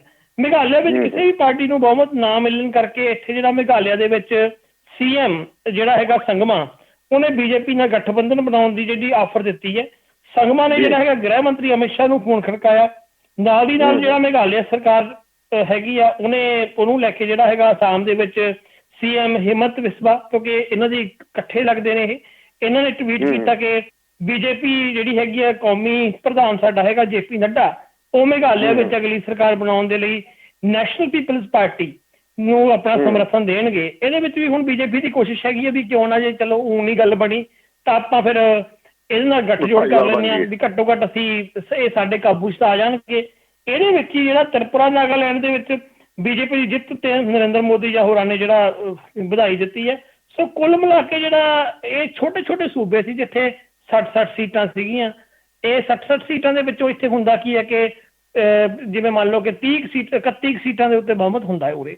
31 ਸੀਟਾਂ ਇਹਦੇ ਵਿੱਚ 2-2 ਸੀਟਾਂ ਉੱਤੇ ਕਹਾਣੀ ਵਿਗੜ ਜਾਂਦੀ ਹੈ। ਤੇ ਹਾਲਾਂਕਿ ਇੱਥੇ ਦੀ ਜਿਹੜੀ ਸਿਚੁਏਸ਼ਨ ਕੀ ਹੈ, ਮੈਨੂੰ ਮਤਲਬ ਖੁਦ ਤ੍ਰਿਪੁਰਾ ਤੋਂ ਬਿਨਾਂ ਹੋਰ ਕਿਸੇ 2 ਸੂਬਿਆਂ ਬਾਰੇ ਮੈਂ ਜ਼ਮੀਨੀ ਜਾਣਕਾਰੀ ਨਹੀਂ ਮੈਨੂੰ ਹੈਗੀ ਉਹਦੇ ਕੀ ਕਾਰਨ ਹੋ ਸਕਦੇ ਹੈਗੇ ਨੇ। ਤ੍ਰਿਪੁਰਾ ਬਾਰੇ ਜਿਹੜੀ ਮੇਰੀ ਜਾਣਕਾਰੀ ਹੈ ਉਹਦੇ ਵਿੱਚ ਮੈਨੂੰ ਲੱਗਦਾ ਵੀ ਜਿਹੜਾ ਇੱਕ ਖੇਤਰੀ ਪਾਰਟੀ ਉੱਥੇ ਉੱਠੀ ਆ ਕਬਾਇਲੀ ਪਾਰਟੀ, ਉਹਨੇ ਉਹਦਾ ਕਾਫੀ ਜਿਹੜਾ ਹੈਗਾ ਸਮੀਕਰਨ ਵਿਗਾੜੇ ਹੈਗੇ ਨੇ, ਜਿਹਦੇ ਕਰਕੇ ਉਹ ਸਮੀਕਰਨ ਕਿਤੇ ਨਾ ਕਿਤੇ BJP ਦੇ ਪੱਖ 'ਚ ਗਏ ਨੇ। ਉਦੋਂ ਲੱਗ ਹੀ ਰਿਹਾ ਸੀਗਾ ਕਿ ਜਦੋਂ ਇਹ ਪਾਰਟੀ ਆਈ ਸੀਗੀ ਵੀ ਜਾਂਦਾ ਹੈ ਜੇ ਬਹੁਮਤ ਕਿਸੇ ਨੂੰ ਨਾ ਵੀ ਮਿਲਿਆ, ਕਿ ਸਵੇਰ ਦੇ 11 ਵਜੇ ਤੱਕ ਐਂ ਲੱਗਦਾ ਸੀ ਵੀ BJP ਹਲੇ ਸਪਸ਼ਟ ਬਹੁਮਤ ਨਹੀਂ ਲੈ ਕੇ ਜਾ ਰਹੀ। 27 ਸੀਟਾਂ ਸੀਗੀਆਂ, 31 ਦੇ ਉੱਤੇ ਬਹੁਮਤ ਸੀਗਾ। ਉਦੋਂ ਲੱਗਦਾ ਸੀ ਵੀ ਜੇ ਗੱਠਜੋੜ ਨਾ ਵੀ ਬਣਿਆ ਤਾਂ ਫਿਰ ਇਹ ਗੱਠਜੋੜ ਇਸ ਪਾਰਟੀ ਤੋਂ ਸਪੋਰਟ ਲੈ ਲੈਣਗੇ। ਹਾਲਾਂਕਿ ਜਿਹੜੀ ਨਵੀਂ ਪਾਰਟੀ ਹੈ ਉਹਦਾ ਜਿਹੜਾ ਲੀਡਰ ਕਾਂਗਰਸ ਤੋਂ ਨਿਕਲਿਆ ਹੋਇਆ ਸੀਗਾ, ਉਹ ਪੁਰਾਣਾ ਕਾਂਗਰਸੀ ਸੀਗਾ, ਉਹਦੇ ਲਿੰਕ ਸੀ ਉਹ, ਲੇਕਿਨ ਖੱਬੇ ਪੱਖੀ ਵੀ ਆਸ ਲਾ ਰਹੇ ਸੀ ਕਿਉਂਕਿ ਖੱਬੇ ਪੱਖੀਆਂ ਦਾ ਕਾਂਗਰਸ ਨਾਲ ਗੱਠਜੋੜ ਸੀ ਉੱਥੇ, ਵੀ ਕਿਉਂ ਨਾ ਵੀ ਇਹ ਸਾਨੂੰ ਵੀ ਸਪੋਰਟ ਮਿਲ ਸਕਦੀ ਹੈ, ਕਿਉਂਕਿ ਉਦੋਂ ਖੱਬੇ ਪੱਖੀ ਤੇ ਕਾਂਗਰਸ ਗੱਠਜੋੜ ਦਾ 18 ਸੀਟਾਂ ਸੀਗੀਆਂ ਤੇ ਇਹਦੇ ਤੇ 27 ਦੇ ਉੱਤੇ ਖੜੇ ਸੀਗੇ BJP ਵਾਲੇ। ਉਦੋਂ ਇਹ ਸੀਗਾ ਵੀ ਉਹਨਾਂ ਦੀ ਜਿਹੜੀਆਂ 11-12 ਸੀਟਾਂ ਦੇ ਫਿਰਦੇ ਸੀ ਇਹ, ਉਦੋਂ ਸੰਭਾਵਨਾ ਸੀ ਵੀ ਕਿਸੇ ਪਾਸੇ ਜਾ ਸਕਦੇ ਆ, ਪਰ ਫਿਰ BJP ਨੇ ਕੋਸ਼ਿਸ਼ ਕੀਤੀ ਹੋਣੀ ਆ ਵੀ ਉਹਨਾਂ ਨੂੰ ਆਪਣੇ ਵੱਲ ਕਰਨ ਦੀ। ਥੋੜੇ 2 ਵਜੇ ਤੋਂ ਬਾਅਦ ਸਮੀਕਰਨ ਇਸ ਤਰ੍ਹਾਂ ਦੇ ਹੋ ਗਏ ਕਿ BJP ਨੂੰ ਲੋੜ ਹੀ ਨਹੀਂ ਪਈ, BJP ਖੁਦ ਹੀ ਸਪਸ਼ਟ ਬਹੁਮਤ ਉੱਥੋਂ ਲੈ ਚੁੱਕੀ ਸੀ। ਵੈਸੇ ਸ਼ਿਵਿੰਦਰ ਜੀ, ਇੱਕ ਚੀਜ਼ ਮੈਂ ਵੀ ਪਿਛਲੇ ਕੁਛ ਦਿਨ ਨਾਰਥ ਈਸਟ ਨੂੰ ਕਾਫੀ ਸਟੱਡੀ ਕੀਤਾ, ਹੋਰ ਵੀ ਕੀਤਾ। ਮੈਂ ਇੱਕ ਚੀਜ਼ ਜਿਹੜੀ ਮੈਂ ਵੇਖਿਆ ਕਿ ਨਾਰਥ ਈਸਟ ਜਿਹੜਾ ਭਾਵੇਂ ਕਾਂਗਰਸ ਉੱਤੇ ਆਪਦਾ ਕੇਂਦਰ 'ਚ ਕਾਂਗਰਸ ਰਹੀ ਹੈ, ਨਾਰਥ ਈਸਟ ਨੂੰ ਕਿਸੇ ਨੇ ਸੰਭਾਲਿਆ ਨਹੀਂ। ਪਰ ਹੁਣ ਜਦੋਂ ਮੋਦੀ ਦੀ ਸਰਕਾਰ ਆਉਣ ਤੋਂ ਬਾਅਦ ਨਾਰਥ ਈਸਟ ਦੇ ਵਿੱਚ ਜਿਸ ਤਰ੍ਹਾਂ ਰੋਡ ਦਾ ਇਨਫਰਾਸਟਰਕਚਰ ਕ੍ਰੀਏਟ ਕੀਤਾ ਗਿਆ, ਕਨੈਕਟੀਵਿਟੀ ਕ੍ਰੀਏਟ ਕੀਤੀ ਗਈ ਹੈ, ਨੈਸ਼ਨਲ ਹਾਈਵੇਜ਼ ਬਣੇ ਨੇ, ਉਹਦੇ ਨਾਲ ਲੋਕ ਜਿਹੜੇ ਨੇ ਉਹਨਾਂ ਦੀ ਆਵਾਜਾਈ ਵਧੀ ਆ, ਉਹਨਾਂ ਦਾ ਜਿਹੜਾ ਰੁਜ਼ਗਾਰ ਦਾ ਸਮਾਨ ਦਾ ਪਹੁੰਚ ਪਹੁੰਚਿਆ ਸੀ ਉਹ ਕਾਫੀ ਹੱਦ ਤੱਕ ਜਿਹੜਾ ਹੈ ਉਹ ਮੋਬਿਲਾਈਜ਼ ਹੋਇਆ ਉੱਥੇ, ਤੇ ਉਹਦਾ ਵੀ ਇੱਕ ਇਫੈਕਟ BJP ਦੇ ਹੱਕ 'ਚ ਮੈਨੂੰ ਕਿਤੇ ਨਾ ਕਿਤੇ ਬਾਕੀ ਗੱਲਾਂ ਨਾਲ ਵੱਖਰਾ ਵੀ ਕਰ ਲਈਏ ਤਾਂ ਇਹ ਆਪਣੇ ਆਪ ਹੀ ਵੋਟ ਬੈਂਕ ਉਹਨਾਂ ਦਾ ਜਿਹੜਾ ਹੈ ਇਹ ਤਰੱਕੀ ਕਰਕੇ ਜਿਹੜਾ ਪੈਸਾ ਕੇਂਦਰ ਨੇ ਨਾਰਥ ਈਸਟ ਦੇ ਵਿੱਚ ਲਾਇਆ ਉਹਦਾ ਅਸਰ ਦੇਖਣ ਨੂੰ ਮਿਲਿਆ ਇਹਨਾਂ ਵੋਟਾਂ 'ਚ। ਜਿੱਥੋਂ ਤੱਕ ਮੇਰੇ ਕੋਲ ਇੱਕ ਮੇਰੇ ਫਰੈਂਡ ਨੇ ਆਪਣਾ ਕੀ ਕਹਿੰਦੇ ਨੇ ਦੀਪਕ ਦੀਵਾਨ, ਉਹਨਾਂ ਦਾ ਨਾਮ, ਉਹਨਾਂ ਨੇ ਨਾਰਥ ਈਸਟ ਵਿੱਚ ਕਾਫੀ ਸਮਾਂ ਰਹਿ ਕੇ ਕਵਰ ਕੀਤਾ ਨਾਰਥ ਈਸਟ ਨੂੰ। ਜਦੋਂ ਮਨੀਪੁਰ ਦਾ ਇਹ ਸੀਗਾ ਇਲੈਕਸ਼ਨ ਵਾਲਾ ਸਮੱਸਿਆ ਚੱਲਦੀ ਸੀਗੀ, ਉਦੋਂ ਮਨੀਪੁਰ ਬਾਰੇ ਮੈਂ ਉਹਨਾਂ ਕੋਲੋਂ ਜਾਣਕਾਰੀ ਲੈਂਦਾ ਹੁੰਦਾ ਸੀ, ਪਰ ਉਹ ਮੈਨੂੰ ਨਾ ਮਨੀਪੁਰ ਦੇ ਨਾਲ ਨਾਲ ਇਹ 7 ਸਿਸਟਰਸ ਬਾਰੇ ਦੱਸ ਦਿੰਦੇ ਹੁੰਦੇ ਸੀ ਕੀ ਚੱਲਦਾ, ਕਿਵੇਂ ਚੱਲਦਾ। ਉੱਥੇ ਦੇ ਇੱਕ ਕਾਫੀ ਲੋਕਲ ਅਖਬਾਰ ਦੇ ਉਹ ਆਰੀ ਰਹੇ ਹੋਏ ਨੇ, ਉਹ ਦੱਸਦੇ ਸੀਗੇ ਵੀ ਤਾਂ ਪੈਸਾ ਇਹਨਾਂ ਨੇ ਇਹਦੇ ਵਿੱਚ ਕੋਈ ਸ਼ੱਕ ਨਹੀਂ ਕਿ ਪੈਸਾ ਇਹਨਾਂ ਨੇ ਉਹਨਾਂ ਰਾਜਾਂ ਵਿੱਚ ਰੱਜ ਕੇ ਵੰਡਿਆ ਹੈਗਾ, ਤੇ ਖਾਸ ਕਰਕੇ ਉਸ ਰਾਜਾਂ 'ਚ ਵੰਡਿਆ ਜਿੱਥੇ ਕਈ ਸਾਲਾਂ 'ਚ ਕੋਈ ਸੜਕ ਨਹੀਂ ਬਣੀ ਸੀਗੀ ਜਾਂ ਹੋਰ, ਉਹ ਲੋਕਾਂ ਨੂੰ ਲੱਗਿਆ ਵੀ ਨਹੀਂ ਵੀ ਹੁਣ ਪੈਸਾ ਸਾਡੇ ਕੋਲ ਆਉਣ ਲੱਗਿਆ ਹੈਗਾ। ਤੇ ਦੂਜਾ ਕਾਰਨ ਉਹਨਾਂ ਨੇ ਕਹਿੰਦੇ ਕਿ ਇੱਕ ਹੋਰ ਕੀਤਾ ਕਿ ਜਿਵੇਂ ਜਿਹੜੀਆਂ ਖੇਤਰੀ ਪਾਰਟੀਆਂ ਸੀ ਨਾ, ਕਿਉਂਕਿ ਤੁਸੀਂ ਦੇਖੋ ਨਾ ਵੀ ਜਿਹੜੇ ਇਹ ਰਾਜ ਸੀਗੇ ਛੋਟੇ ਰਾਜ, ਇਹਨਾਂ ਦੇ ਵਿੱਚ ਜ਼ਿਆਦਾਤਰ ਭਾਰੂ ਸੀ ਖੇਤਰੀ ਪਾਰਟੀਆਂ। ਖੇਤਰੀ ਪਾਰਟੀਆਂ ਨੂੰ ਜਿਹੜੇ ਪਹਿਲਾਂ ਐਂ ਟਰੀਟ ਕੀਤਾ ਜਾਂਦਾ ਸੀ, ਚਾਹੇ ਉਦੋਂ BJP ਵੀ ਖੁਦ ਵੀ ਹੋਵੇ ਜਾਂ ਕਾਂਗਰਸ ਵੀ, ਉਹ ਵੀ ਇਹ ਕਹਿੰਦੇ ਸਾਨੂੰ ਕੀ ਲੋੜ ਪੈਣੀ ਹੈ, 2-2 ਸੀਟਾਂ ਨੇ ਸੂਬਿਆਂ ਦੇ ਵਿੱਚ, ਕਿਸੇ ਸੂਬੇ ਦੀ ਲੋਕ ਸਭਾ ਦੀ 1 ਸੀਟ ਹੈ, ਕਿਸੇ ਦੀ 2 ਸੀਟ ਆ, ਵੀ ਆਹ 1-2 ਸੀਟਾਂ ਤੋਂ ਅਸੀਂ ਕੀ ਲੈਣਾ ਹੈਗਾ ਇਹਨਾਂ ਤੋਂ। ਤੇ ਲੇਕਿਨ BJP ਦੀ ਜਿਹੜੀ ਰਣਨੀਤੀ ਆ ਉਹ ਹੈਗੀ ਆ ਵੀ ਅਸੀਂ ਚਾਹੇ ਇੱਕ ਵੀ ਸੀਟ ਹੋਵੇ ਛੱਡਣੀ ਨਹੀਂ ਹੈਗੀ। ਉਹ ਸਾਡੇ ਭਾਵੇਂ ਅਸੀਂ ਨਾ ਹੀ ਹੋਈਏ, ਉਹ ਸੂਬਾ ਉੱਥੇ ਦੀ ਲੋਕਲ ਪਾਰਟੀ ਹੋਵੇ, ਪਰ ਉਹ ਘੱਟੋ ਘੱਟ ਸਪੋਰਟ ਸਾਨੂੰ ਦਊਗੀ ਸੱਤਾ ਦੇ ਵਿੱਚ ਆ ਕੇ, ਜੇ ਜਦੋਂ ਸਮੀਕਰਨ ਬਣਨਗੇ। ਉਹ ਇਹ ਨੀਤੀ ਤੇ ਚੱਲ ਰਹੇ ਸੀ। ਦੂਜੀ ਗੱਲ ਹੈਗੀ ਹੈ ਕਿ ਬੀਜੇਪੀ ਨੇ ਉੱਥੇ ਤੱਕ ਅਪਰੋਚ ਕੀਤੀ, ਉਹਨਾਂ ਨੂੰ ਛੋਟਾ ਸੂਬਾ ਜਿਹੜਾ ਮੰਨ ਕੇ ਅਨਡਿਫਟ ਨਹੀਂ ਕੀਤਾ ਹੈਗਾ ਵੀ ਉਹਨਾਂ ਨੂੰ ਸੀਗਾ ਵੀ ਇੱਕ ਸੀਟ ਬੀਜੇਪੀ ਇਹ ਮੰਨ ਕੇ ਚੱਲਦੇ ਵੀ ਇੱਕ ਸੀਟ ਜ਼ਰੂਰੀ ਹੈ। ਅੱਛਾ, ਤੀਜਾ ਜਿਹੜਾ ਮੇਨ ਕੋਸ਼ਿਸ਼ ਜਿਹੜੇ ਦੀਪਕ ਦੀਵਾਨ ਦੱਸਦੇ ਨੇ, ਉਹ ਕਹਿੰਦੇ ਕਿ ਜਿਵੇਂ ਉਰੇ ਨਾ ਵੱਖਵਾਦੀ ਗੁੱਟ ਹੈ, ਉਹ ਉੱਥੇ ਬਹੁਤ ਸਾਰੇ ਵੱਖਵਾਦੀ ਗੁੱਟ, ਹਰੇਕ ਸਟੇਟ 'ਚ ਤੁਹਾਨੂੰ ਵੱਖਵਾਦੀ ਗੁੱਟ ਮਿਲ ਜਾਣਗੇ। ਜਿਵੇਂ ਤ੍ਰਿਪੁਰਾ ਦੇ ਵਿੱਚ ਇਹਨਾਂ ਦਾ ਕਬੈਲੀਆਂ ਦਾ ਹੋ ਗਿਆ, ਇਸੇ ਤਰ੍ਹਾਂ ਮਨੀਪੁਰ ਦੇ ਵਿੱਚ ਇਹ 3-4 ਇਹੋ ਜਿਹੇ ਵੱਖਵਾਦੀ ਗੁੱਟ ਹੈ। ਕਿਉਂਕਿ ਸੈਂਟਰ ਵਿੱਚ ਤਾਂ ਭਾਵੇਂ ਰੌਲਾ ਪਾਉਂਦੇ ਨੇ ਵੀ ਇਹ ਦੇਸ਼ ਧਰੋਹੀ ਹੁੰਦੇ ਨੇ, ਫਲਾਨਾ ਹੁੰਦੇ ਨੇ, ਉੱਥੇ ਬੀਜੇਪੀ ਨੇ ਮਤਲਬ ਆਪਣੇ ਸਿੱਟਾਂ ਦੇ ਲਈ ਉਹਨਾਂ ਨੂੰ ਵੱਖਵਾਦੀਆਂ ਨੂੰ ਵੱਖਵਾਦੀ ਕਹਿਣ ਦੀ, ਜਾਂ ਜਿਵੇਂ ਉਰੇ ਨੈਸ਼ਨਲ ਲੈਵਲ 'ਤੇ ਗਾਲਾਂ ਕੱਢਦੇ ਨੇ, ਗਾਲਾਂ ਕੱਢਣ ਦੀ ਥਾਂ ਉਹਨਾਂ ਵੱਖਵਾਦੀਆਂ ਨਾਲ ਸਮਝੌਤੇ ਕੀਤੇ। ਉਦਾਹਰਨ ਦੇ ਤੌਰ 'ਤੇ ਮੈਂ ਤੁਹਾਨੂੰ ਇੱਕ ਅਸਾਮ ਵੱਡਾ ਸੂਬਾ ਹੈ, ਅਸਾਮ ਦੇ ਵਿੱਚ ਹੁਣ ਤਾਂ ਬੀਜੇਪੀ ਪਹਿਲੀ ਵਾਰ ਆਈ ਹੈ। ਜਿਹੜੀ ਅਸਾਮ ਗਣ ਪਰਿਸ਼ਦ ਸੀਗੀ ਜਾਂ ਅਸਾਮ ਜਿਹੜਾ ਵਿਦਿਆਰਥੀ ਸੰਗਠਨ ਸੀਗਾ, ਉਹਦੇ ਨਾਲ ਇਹਨਾਂ ਨੇ ਗੱਠਜੋੜ ਕੀਤਾ। ਉਹਦਾ ਇੱਕ ਆਪਣੀ ਪੈਂਟ ਸੀਗੀ, ਭਾਵੇਂ ਉਹਦੇ ਕੋਲ ਸੀਟਾਂ ਘੱਟ ਸੀਗੀਆਂ, ਪਰ ਉਹਦਾ ਇੱਕ ਰੁਤਬਾ ਬਣਦਾ ਸੀਗਾ, ਉੱਥੇ ਉਹਨੇ ਛੱਡਿਆ ਨਹੀਂ। ਇਸ ਤਰ੍ਹਾਂ ਮਨੀਪੁਰ ਵਰਗੇ ਸੂਬਿਆਂ ਦੇ ਵਿੱਚ ਜਿਹੜੇ ਵੱਖਵਾਦੀ ਸੰਗਠਨ ਜਿਨ੍ਹਾਂ ਨੇ ਬੰਦੂਕ ਚੱਕੀ ਹੋਈ ਸੀ, ਉਹਨਾਂ ਨਾਲ ਵੀ ਇਹਨਾਂ ਨੇ ਟੇਬਲ ਟਾਕ ਕੀਤੀ ਹੈ। ਤੇ ਹਾਲਾਂਕਿ ਬਾਅਦ ਵਿੱਚ ਉਹਨਾਂ ਨੂੰ ਕਿੰਨਾ ਪੁੱਛਿਆ ਕਿੰਨਾ ਕੁ ਨਹੀਂ, ਉਹ ਵੱਖਰੀ ਗੱਲ ਆ। ਬਾਅਦ ਵਿੱਚ 1-2 ਤਾਂ ਪਿੱਟੇ ਵੀ ਨੇ ਜਦੋਂ ਇਹ ਸੱਤਾ 'ਚ ਆ ਗਏ ਵੀ ਦੇਖੋ ਜੀ ਟੇਬਲ ਟਾਕ ਤੇ ਕੁਛ ਹੋਰ ਕਹਿੰਦੇ, ਅਸੀਂ ਸੱਤਾ ਜਾ ਕੇ ਮੁੱਕਰ ਗਏ ਇਹ। ਹੁਣ ਬਾਕੀਆਂ ਨਾਲ ਕੀ ਹੋਊਗਾ, ਜਿਹੜੇ ਸੂਬਿਆਂ 'ਚ ਦੁਬਾਰੇ ਆਏ ਨੇ, 2-3 ਸੂਬਿਆਂ ਦੇ ਵਿੱਚ ਆ ਨਤੀਜੇ ਆਏ ਨੇ, ਉਹਨਾਂ ਨਾਲ ਕੀ ਹੋਊਗਾ। ਪਰ ਇੱਥੇ ਇਹ ਫੈਕਟਰ ਵੀ ਬਹੁਤ ਵੱਡਾ ਵੀ ਇਹਨਾਂ ਨੇ ਵੱਖਵਾਦੀ ਜਿਹੜੇ ਗਰੁੱਪ ਨੇ ਉਹਨਾਂ ਨੂੰ ਵੀ ਆਪਣੇ ਨਾਲ ਜੋੜ ਲਿਆ, ਚਾਹੇ ਉਹ ਜੋੜਿਆ ਹੋਵੇ ਕੋਈ ਲਾਲਚ ਦੇ ਕੇ, ਚਾਹੇ ਜੋੜਿਆ ਹੋਵੇ ਵੀ ਤੁਸੀਂ ਮੁਖਤਰਾ ਚਾਹੋ ਤੁਹਾਨੂੰ ਆਹ ਹਿੱਸਾ ਪੱਤੀ ਦੇਵਾਂਗੇ, ਚਾਹੇ ਵਾਅਦੇ ਕੀਤੇ ਹੁਣ। ਬਾਅਦ ਵਿੱਚ ਭਾਵੇਂ ਕੁਝ ਸੂਬਿਆਂ 'ਚ ਵੀ ਸ਼ਿਕਾਇਤ ਆਉਂਦੀ ਰਹੀ ਵੀ ਵਾਅਦੇ ਭੁਲਾ ਦਿੱਤੇ ਇਹਨਾਂ ਨੇ, ਪਰ ਇਹ ਸਾਰੇ ਇਹਨਾਂ ਨੇ ਹੱਥਕੰਡੇ ਅਪਣਾਏ ਨੇ। ਜੀ ਤੇ ਕੁਝ ਵਿਸ਼ਵ ਪੁਸਤਕ, ਹਾਂਜੀ, ਇਹ ਵਿਸ਼ਵ ਪੁਸਤਕ ਮੇਲਾ ਆਪਣੇ ਦਿੱਲੀ ਲੱਗਦਾ, ਹਰ ਸਾਲ ਲੱਗਦਾ। ਮੇਰੇ ਖਿਆਲ ਇਹਨੂੰ ਹੋ ਗਏ ਘੱਟੋ ਘੱਟ 12-13 ਸਾਲ ਹੋ ਗਏ ਵਰਲਡ ਬੁੱਕ ਫੇਅਰ ਨੂੰ ਲੱਗਦੇ ਆ। 12-13 ਸਾਲ ਤਾਂ ਮੈਨੂੰ ਚਾਹੁੰਦੇ ਨੂੰ ਹੋ ਗਏ, ਮੈਂ ਆਪਣੇ ਵਾਲੇ ਸਾਲ ਹੀ ਗਿਣਾਈ ਜਾ ਰਿਹਾ। 31ਵਾਂ ਇਹ ਮੇਲਾ, 31ਵਾਂ ਮੇਲਾ ਹੈ, 31-32 ਸਾਲ ਹੋ ਗਏ। ਵਿਸ਼ਵ ਪੁਸਤਕ ਮੇਲਾ ਜਿਹੜਾ ਲੱਗਦਾ ਦਾਨਿਆਲੀ ਸਾਹਿਬ, ਇਹ ਲੱਗਦਾ ਹੈਗਾ NBT ਦੁਆਰਾ ਲਾਇਆ ਜਾਂਦਾ। NBT ਭਾਰਤ ਦਾ ਵੱਡਾ ਰਾਜ, ਇਹਨੂੰ ਆਪਾਂ national book trust of India ਕਹਿੰਦੇ ਆ। ਇਹਨੇ ਇਸ ਸਮੇਂ ਬਹੁਤ ਵਧੀਆ ਕਿਤਾਬਾਂ ਛਾਪੀਆਂ ਸੀ, ਹਾਲੇ ਵੀ ਉਹ ਕਿਤਾਬਾਂ ਅੱਜ ਵੀ ਗਿਣਨਯੋਗ ਆ। ਕਹਿੰਦੇ ਕਹੋਂ ਪ੍ਰਕਾਸ਼ਕ ਨਹੀਂ ਛਾਪੀਆਂ, ਸਰਕਾਰੀ ਅਦਾਰਾ ਹੋਣ ਦੇ ਬਾਵਜੂਦ ਇਹਨੇ ਬਹੁਤ ਪ੍ਰੋਗਰੈਸਿਵ ਲਿਟਰੇਚਰ ਛਾਪਿਆ। ਕਿਉਂਕਿ ਉਹਦਾ ਕਾਰਨ ਸੀਗਾ ਕਿ ਬਹੁਤ ਵੱਡੇ ਨਾ ਜਿਹੜੇ ਇਤਿਹਾਸਕਾਰ ਸੀ ਉਹਦੇ ਡਾਇਰੈਕਟਰ ਰਹੇ ਹੋਏ ਨੇ। ਇਸ ਸੰਸਥਾ ਦੇ ਵਿੱਚ ਵੱਡੇ ਨਾਵਾਂ ਵਾਲੇ ਬੰਦਿਆਂ ਨੇ ਜਿਹੜਾ ਹੈਗਾ ਰਾਜ ਕੀਤਾ ਹੈਗਾ, ਜਾਂ ਕਹਿ ਲਓ ਕਿ ਉਹਨਾਂ ਦੇ ਸਮੇਂ ਵਿੱਚ ਰੱਜ ਕੇ ਕੰਮ ਵੀ ਹੋਇਆ। ਤੁਸੀਂ ਇਹ ਦੇਖੋਗੇ ਭਗਤ ਸਿੰਘ ਦਾ ਇੱਕ ਜਿਹੜਾ ਛੋਟਾ ਜਿਹਾ ਲੇਖ ਹੈ, ਮੈਂ ਨਾਸਤਕ ਕਿਉਂ ਹਾਂ, ਉਹ ਵੀ ਉਸ ਬੰਦੇ ਦੀ ਖੋਜ ਹੈ। ਲੱਭਿਆ ਉਹਨਾਂ ਨੇ ਬਕਾਇਦਾ ਜੇਲ੍ਹ ਦੇ ਵਿੱਚੋਂ, ਉਹਨਾਂ ਦੀਆਂ ਜੇਲ੍ਹ ਡਾਇਰੀਆਂ ਵਿੱਚੋਂ ਜਾ ਕੇ ਰਿਸਰਚ ਕਰਕੇ, ਵੀ ਜਿਹੜਾ ਕਿ NBT ਦਾ ਡਾਇਰੈਕਟਰ ਰਿਹਾ ਹੈਗਾ। ਸੋ ਇਹ ਕੰਮ ਸੀ ਸ਼ਾਨਦਾਰ ਹੋਇਆ। ਹੁਣ ਕਹਾਣੀ ਕੀ ਹੈ ਕਿ ਹੌਲੀ NBT ਦੇ ਵਿੱਚ ਜਿਹੜਾ ਹੈਗਾ ਚੱਲਦੇ ਆ, ਜਦੋਂ ਸਰਕਾਰ ਇਹੋ ਜਿਹੀ ਆ ਗਈ ਜਿਹਦਾ ਪੜ੍ਹਨ ਲਿਖਣ ਨਾਲ ਕੋਈ ਲੈਣਾ ਦੇਣਾ ਨਹੀਂ 14 ਤੱਕ, ਫਿਰ NBT ਦਾ ਵੀ ਹਾਲ ਬੁਰਾ ਹੋ ਗਿਆ, ਜਿਵੇਂ ਸਾਰੀਆਂ ਸਰਕਾਰੀ ਸੰਸਥਾਵਾਂ ਦਾ ਹੋਇਆ। ਹੁਣ ਅੰਦਰ ਦੀ ਕਹਾਣੀ ਇਹ ਹੈਗੀ ਆ ਕਿ ਜਿਹੜੀਆਂ ਕਿਤਾਬਾਂ ਛਪ ਗਈਆਂ ਦੁਬਾਰੇ ਕੋਈ ਕਿਤਾਬਾਂ ਛਪ ਨਹੀਂ ਰਹੀਆਂ ਹੈਗੀਆਂ। NBT ਦੇ ਜੇ ਕਿਸੇ ਸਾਡੇ ਸਰੋਤੇ ਨੇ ਉੱਥੇ ਮੇਲਾ ਦੇਖਣ ਗਿਆ ਹੋਊ, ਤੁਸੀਂ ਇੱਕ ਦੇਖਿਆ ਹੋਣਾ, ਇੱਕ ਪ੍ਰਗਤੀ ਮੈਦਾਨ 'ਚ ਲੱਗਦਾ, ਉੱਥੇ ਇੱਕ ਵੱਡਾ ਸਾਰਾ ਥੀਮ ਪਵੇਲੀਅਨ ਹੈ। ਥੀਮ ਪਵੇਲੀਅਨ ਹੁੰਦਾ ਵੀ ਹਰ ਸਾਲ ਇੱਕ ਥੀਮ ਦੇ ਉੱਤੇ ਨਾ ਪ੍ਰੋਗਰਾਮ ਹੁੰਦੇ ਨੇ, ਸੱਭਿਆਚਾਰਕ ਪ੍ਰੋਗਰਾਮ ਹੁੰਦੇ ਨੇ, ਹੋਰ ਹੁੰਦੇ ਨੇ, ਉਹ ਹੁੰਦੇ ਨੇ ਖੇਤਰੀ ਭਾਸ਼ਾਵਾਂ ਦੇ ਹੁੰਦੇ ਨੇ, ਰੱਜ ਕੇ ਖੇਤਰੀ ਭਾਸ਼ਾਵਾਂ ਨੂੰ ਸਪੇਸ ਦਿੱਤੀ ਜਾਂਦੀ ਆ। ਆਪਣੇ ਪੰਜਾਬ ਦੀ ਬੜੀ ਜ਼ਬਰਦਸਤ ਹਾਜ਼ਰੀ ਲੱਗਦੀ ਹੁੰਦੀ ਸੀ ਉਹਦੇ ਵਿੱਚ, ਵੀ ਪੰਜਾਬ ਤੋਂ ਕਲਾਕਾਰ ਮੰਗਾ ਲੈਣੇ, ਲੈਕਚਰ ਹੋਣੇ, ਹੋਰ ਹੋਣੇ। ਐਤਕੀ ਇਹਨਾਂ ਨੇ ਕੀ ਕੀਤਾ ਕਿ ਉਹ ਥੀਮ ਪਵੇਲੀਅਨ ਵਿੱਚ 2-3 ਸਟੇਟਾਂ ਨੂੰ ਛੱਡ ਕੇ ਸਾਰੇ ਸਟੇਟਾਂ ਦਾ ਇਹਨਾਂ ਨੇ ਪ੍ਰੋਗਰਾਮ ਬੰਦ ਕਰ ਦਿੱਤੇ। ਆਹ ਸਾਲ ਜਿਹੜੇ ਨੇ ਇਹਦੇ ਸਾਲ ਕੋਈ ਪ੍ਰੋਗਰਾਮ ਨਹੀਂ ਹੋ ਰਿਹਾ, ਪੰਜਾਬ ਦਾ ਵੀ ਨਹੀਂ ਹੋ ਰਿਹਾ ਹੈਗਾ। ਉਹ 1-2 ਸਟੇਟਾਂ ਦੇ ਹੋਏ ਨੇ, ਉਹ ਵੀ ਬਸ ਉਹਦਾ ਕਾਰਨ ਇਹ ਹੈਗਾ ਵੀ ਉਹ ਥੋੜਾ ਜਿਹਾ ਦੱਸੇ, ਮੈਂ ਅੰਦਰੋਂ ਤਾਂ ਪਤਾ ਲੱਗਿਆ ਮੈਨੂੰ ਵੀ ਉਹ ਜਿਹੜਾ ਡਾਇਰੈਕਟਰ ਹੈ ਪੂਰਾ ਸੰਘੀ ਹੈ।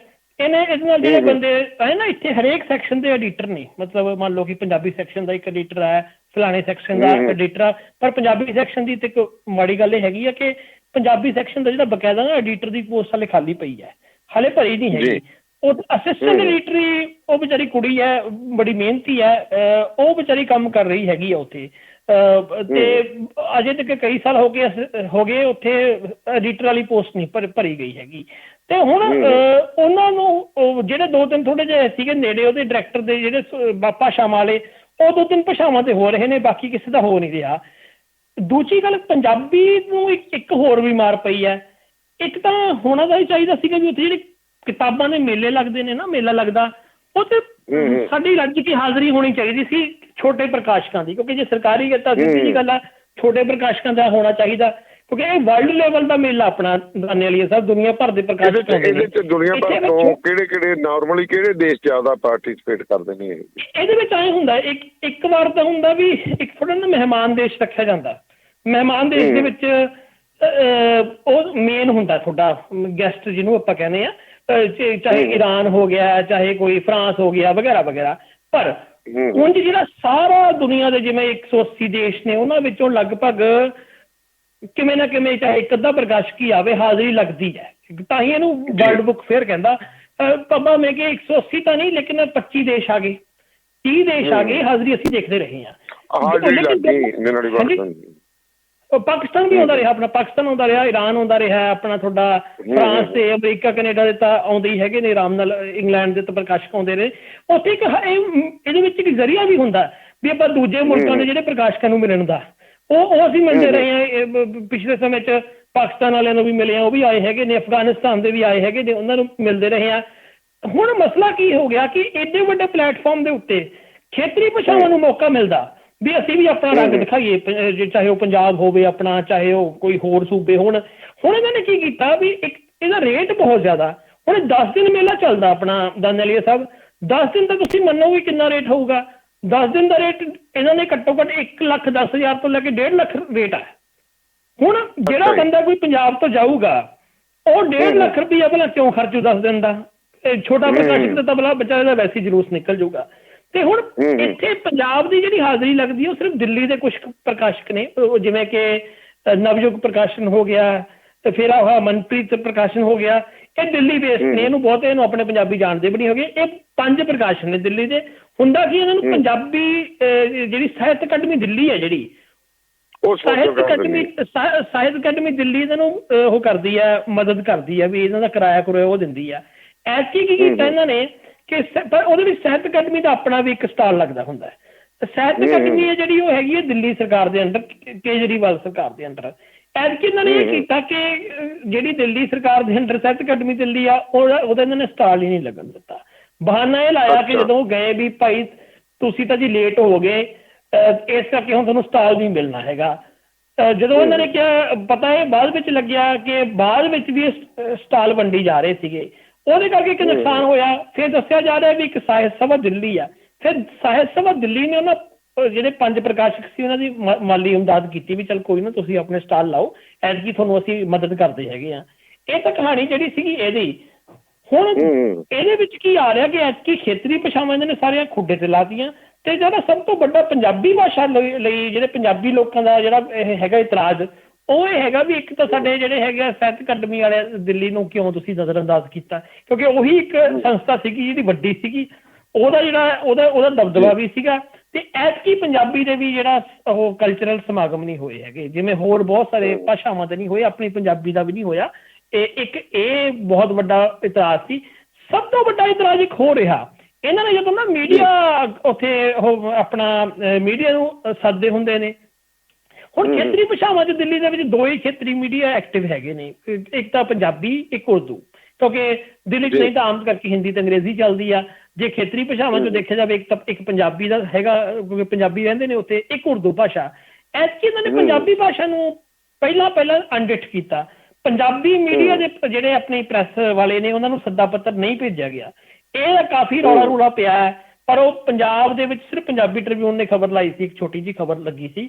ਉਸ ਤੋਂ ਬਾਅਦ ਵੀ ਜਦੋਂ ਰੌਲੇ ਪੈਣ ਤੋਂ ਬਾਅਦ ਫਿਰ ਇਹਨਾਂ ਨੇ ਅਗਲੇ ਦਿਨ ਜਿਹੜਾ ਹੈਗਾ ਇੱਕ ਮੀਟਿੰਗ ਬੁਲਾ ਕੇ ਫਿਰ ਪੰਜਾਬੀ ਦੇ ਮੀਡੀਆ ਵਾਲਿਆਂ ਨੂੰ ਬੁਲਾਇਆ। ਪਰ ਉਹਦੇ ਵਿੱਚ ਮੈਂ ਦੇਖਿਆ ਵੀ ਦਿੱਲੀ ਦੇ ਜਿਹੜੇ ਪੰਜਾਬੀ ਮੀਡੀਆ, ਉਹ ਖੁਦ ਵੀ ਵਿਚਾਰਾ ਇੱਕ ਤਰ੍ਹਾਂ ਨਾਲ ਨਾ ਉਹਨਾਂ ਅੱਗੇ ਨਤਮਸਤਕ ਹੈ। ਇਹ ਤਾਂ ਨਹੀਂ ਬੋਲਦਾ, ਫਿਰ ਡਾਇਰੈਕਟਰ ਨਾਲ ਲਿੰਕ ਰੱਖਣੇ ਹੁੰਦੇ ਨੇ ਵਧੀਆ। ਇਹਨਾਂ ਨੇ ਮੁੱਦਾ ਚੱਕਿਆ ਨਹੀਂ ਹੈਗਾ। ਜੋ ਕਿ ਮੁੱਦਾ ਚੱਕਣਾ ਬਣਦਾ ਸੀਗਾ। ਹਾਲ ਦੀ ਘੜੀ ਹਾਲਤ ਇਹ ਹੈਗੀ ਆ ਵੀ ਇੱਕ ਤਾਂ ਇਹ ਕਹਾਣੀ ਹੈ, ਦੂਜਾ ਉੱਥੇ ਇੱਕ ਕੰਮ ਹੋਰ ਹੋ ਰਿਹਾ ਜਿਹੜਾ ਬਹੁਤ ਸੀਰੀਅਸ ਹੈ। ਇਹ ਭਾਸ਼ਾਵਾਂ ਦੇ ਐਂਗਲ ਤੋਂ ਗਾਹਾਂ ਜਾ ਕੇ ਗੱਲ ਕਰਦੇ ਆ। ਉੱਥੇ 10 ਸਾਲ ਤੋਂ ਜਾਂ 8 ਸਾਲ ਤੋਂ ਦਾਨੇਵਾਲੀਆ ਸਾਹਿਬ ਹੋ ਕੀ ਰਿਹਾ, ਕੱਟੜਵਾਦੀ ਗੁੱਟਾਂ ਦੇ ਲੱਗਦੇ ਨੇ ਬੁੱਕ ਫੇਅਰ ਲੱਗਦੇ, ਆਪਣਾ ਸਟਾਲ ਲੱਗਦੇ ਹੈਗੇ ਨੇ, ਜਿਵੇਂ ਸਨਾਤਨ ਸੰਸਥਾ ਹੈਗੀ ਹੈ ਜਿਨ੍ਹਾਂ ਨੇ ਦਬੋਲਕਰ ਨੂੰ ਮਾਰਿਆ, ਉਹਨਾਂ ਦੇ ਲੱਗਦੇ ਨੇ ਸਟਾਲ। ਉੱਥੇ ਉਹ ਪ੍ਰਚਾਰ ਕਰਦੇ ਹੈਗੇ ਨੇ ਵੀ ਕਿਉਂ ਹਿੰਦੂਆਂ ਨੂੰ ਮੁਸਲਮਾਨਾਂ ਨੂੰ ਕਿਉਂ ਮਾਰਨਾ ਚਾਹੀਦਾ। ਉੱਥੇ ਉਪਦੇਸ਼ ਦੇ ਰਹੇ ਨੇ ਬਕਾਇਦਾ। ਉਹ ਮੈਂ ਇੱਕ ਆਪਣੀ ਵੀਡੀਓ ਬਣਾਈ ਹੋਈ ਹੈ, ਉਹਦੇ ਵਿੱਚ ਮੈਂ 2-3 ਸਾਲ ਪਹਿਲਾਂ ਉਹ ਮੈਂ ਆਪਣੇ YouTube ਤੇ ਪਾਈ ਹੈ ਵੀ ਉੱਥੇ ਕੀ ਪ੍ਰਚਾਰ ਕਰਦੇ ਨੇ। ਅੱਛਾ, ਕਿਤਾਬਾਂ ਦਾ ਮੇਲਾ ਉੱਥੇ ਵਿਕਦਾ ਕੀ ਹੈ? ਗਾਂ ਦਾ ਮੂਤ ਵਿਕਦਾ ਜੀ ਉੱਥੇ। ਜੇ ਕਿਸੇ ਨੇ ਗੋਹਾ ਲੈਣਾ, ਗੋਹਾ ਵੀ ਵਿਕ ਜਾਂਦਾ ਹੈਗਾ। ਜੇ ਕਿਸੇ ਨੇ ਸਾਬਣ ਲੈਣਾ, ਉੱਥੇ ਉਹਨਾਂ ਦੇ ਵੱਲੋਂ ਆਪਣੇ ਤੌਰ ਤੇ ਬਣਾਇਆ ਹੋਇਆ ਉਹ ਵਿਕਦਾ। ਉਹਦੀ ਮੈਂ ਉਦੋਂ ਸ਼ਿਕਾਇਤ ਵੀ ਕੀਤੀ ਸੀ ਉੱਥੇ ਦੇ ਡਾਇਰੈਕਟਰ ਨੂੰ ਉਸ ਸਮੇਂ ਦੇ ਨੂੰ ਵੀ ਆਹ ਭਾਈ ਤੁਹਾਡੇ ਕੀ ਹੋ ਰਿਹਾ, ਪਰ ਉਹ ਗੱਲ ਇਹਨਾਂ ਨੇ ਨਜ਼ਰ ਅੰਦਾਜ਼ ਕਰਤੀ। ਮੀਡੀਆ ਵਿੱਚ ਵੀ ਲਿਆਂਦੀ ਸੀ, ਮੈਂ ਨੈਸ਼ਨਲ ਮੀਡੀਆ 'ਚ ਵੀ ਲਿਆਂਦੀ ਸੀ, ਪੰਜਾਬੀ ਨਾਲ ਮੀਡੀਆ 'ਚ ਵੀ ਲਿਆਂਦੀ ਸੀ 2 ਸਾਲ ਪਹਿਲਾਂ। ਤੇ ਹੈਗਾ ਤਾਂ ਕਿਤਾਬਾਂ ਦਾ ਮੇਲਾ, ਤੁਸੀਂ ਵੇਚ ਰਹੇ ਹੋ ਗਾਂ ਦਾ ਮੂਤ, ਤੁਸੀਂ ਵੇਚ ਰਹੇ ਹੋ ਗੋਹਾ, ਇਹ ਕੁਛ ਵੀ ਉੱਥੇ ਹੋ ਰਿਹਾ। ਤੇ ਇੱਕ ਅੱਜ ਭਗਵੰਤ ਮਾਨ ਦਾ ਮੈਂ ਟਵੀਟ ਦੇਖ ਰਿਹਾ, ਬੇਸ਼ੱਕ ਮੈਂ ਚਲੋ ਘਰੇਲੂ ਫੰਕਸ਼ਨ ਦੇ ਵਿੱਚ ਬਿਜ਼ੀ ਸੀਗਾ। ਸੁਪਰੀਮ ਕੋਰਟ ਗਏ ਸੀਗੇ ਕਿਉਂਕਿ ਗਵਰਨਰ ਸਾਹਿਬ ਕਹਿੰਦੇ ਵੀ ਮੈਨੂੰ ਆਹ ਲਿਖ ਕੇ ਭੇਜੋ ਤੁਹਾਡਾ ਜਿਹੜਾ ਸੈਸ਼ਨ ਹੋਣਾ। ਹੁਣ ਕਹਿੰਦੇ ਸੁਪਰੀਮ ਕੋਰਟ 'ਚ ਭਗਵੰਤ ਮਾਨ ਸਰਕਾਰ ਗਈ ਤੇ ਉਹਨਾਂ ਨੇ ਸੁਪਰੀਮ ਕੋਰਟ ਨੇ ਕਹਿੰਦੇ ਵੀ ਤੁਸੀਂ ਆਪਦਾ ਸੈਸ਼ਨ ਬੁਲਾਓ। ਉਹਦੇ ਗਵਰਨਰ ਬਾਈਪਾਸ ਹੋ ਗਿਆ। ਉਹ ਕੀ ਸਾਰੀ ਤਮਾਮ ਅਪਡੇਟ ਦੇ ਇੱਕ ਵਾਰੀ। ਅਸਲ 'ਚ ਨਾ ਪਹਿਲੇ ਸੁਪਰੀਮ ਕੋਰਟ ਨੇ ਜਿਹੜਾ ਇੱਕ ਤਾਂ ਪਹਿਲਾਂ ਵੀ ਫੈਸਲਾ ਆਇਆ ਸੀ ਜਿਹਦੀ ਖੁਸ਼ੀ ਮਨਾ ਰਹੇ ਸੀ, ਆਪਣਾ ਪੱਟ ਤੇ ਥਾਪੀਆਂ ਮਾਰ ਮਾਰ ਕੇ ਵੀ ਅਸੀਂ ਜਿੱਤ ਗਏ। ਪਹਿਲੀ ਗੱਲ ਤਾਂ ਜਿੱਤਣ ਜੁੱਤਣ ਵਾਲਾ ਕੋਈ ਮਾਮਲਾ ਹੈ ਨਹੀਂ ਸੀਗਾ।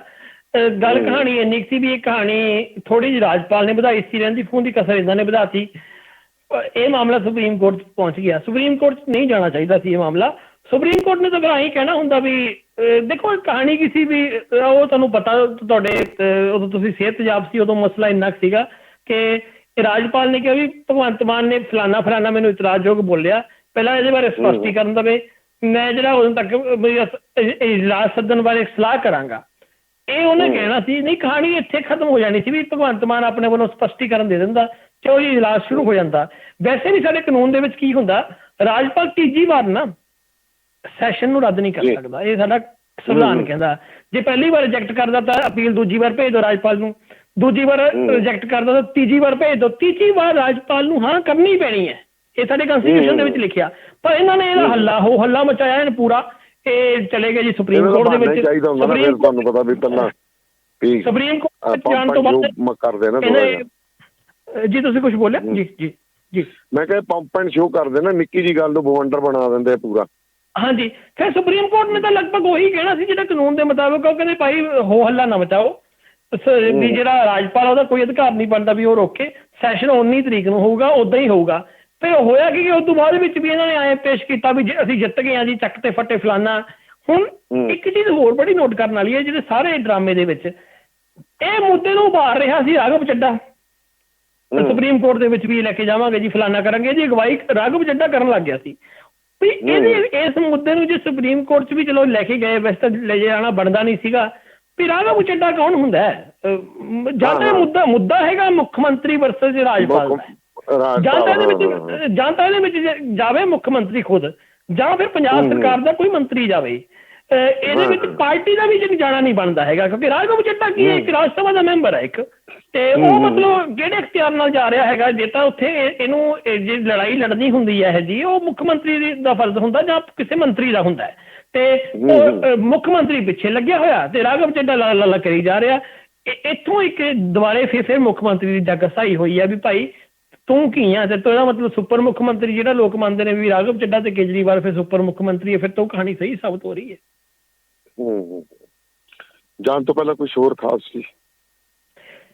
ਹੋਰ ਕੁਛ ਇੱਕ ਦੋ ਖਬਰਾਂ ਜਿਹੜੀਆਂ ਹੈਗੀਆਂ ਨੇ ਉਹ ਧਿਆਨ ਮੰਗਦੀਆਂ ਹੈਗੀਆਂ। ਇੱਕ ਤਾਂ ਜਿਹਨੂੰ ਕਹਿੰਦੇ ਯੂਪੀ ਦੇ ਵਿੱਚ ਦੇ ਬਾਰੇ ਵੀ ਜਿਹੜੇ ਇਸੇ ਤਰ੍ਹਾਂ ਦੀ ਕੁਛ ਅੰਕੜੇ ਆਏ ਹੈਗੇ ਨੇ ਵੀ ਪਿਛਲੇ ਸਮੇਂ ਦੇ ਵਿੱਚ ਆ ਜਿਹੜਾ ਲੰਘਿਆ ਸਾਲ ਹੈ ਉਹਦੇ ਵਿੱਚ ਜਿਹੜਾ ਕ੍ਰਾਈਮ ਹੈ ਯੂਪੀ ਦੇ ਵਿੱਚ ਬਹੁਤ ਜ਼ਿਆਦਾ ਹੋਇਆ। ਫੇਕ ਐਨਕਾਊਂਟਰ ਦੇ ਮਾਮਲੇ ਵਿੱਚ ਯੂਪੀ ਨੂੰ ਜਿਹੜਾ ਅਵਲ ਦਿਖਾਇਆ ਗਿਆ ਹੈਗਾ। ਇਹ ਵੀਕ ਰਿਪੋਰਟ ਆ।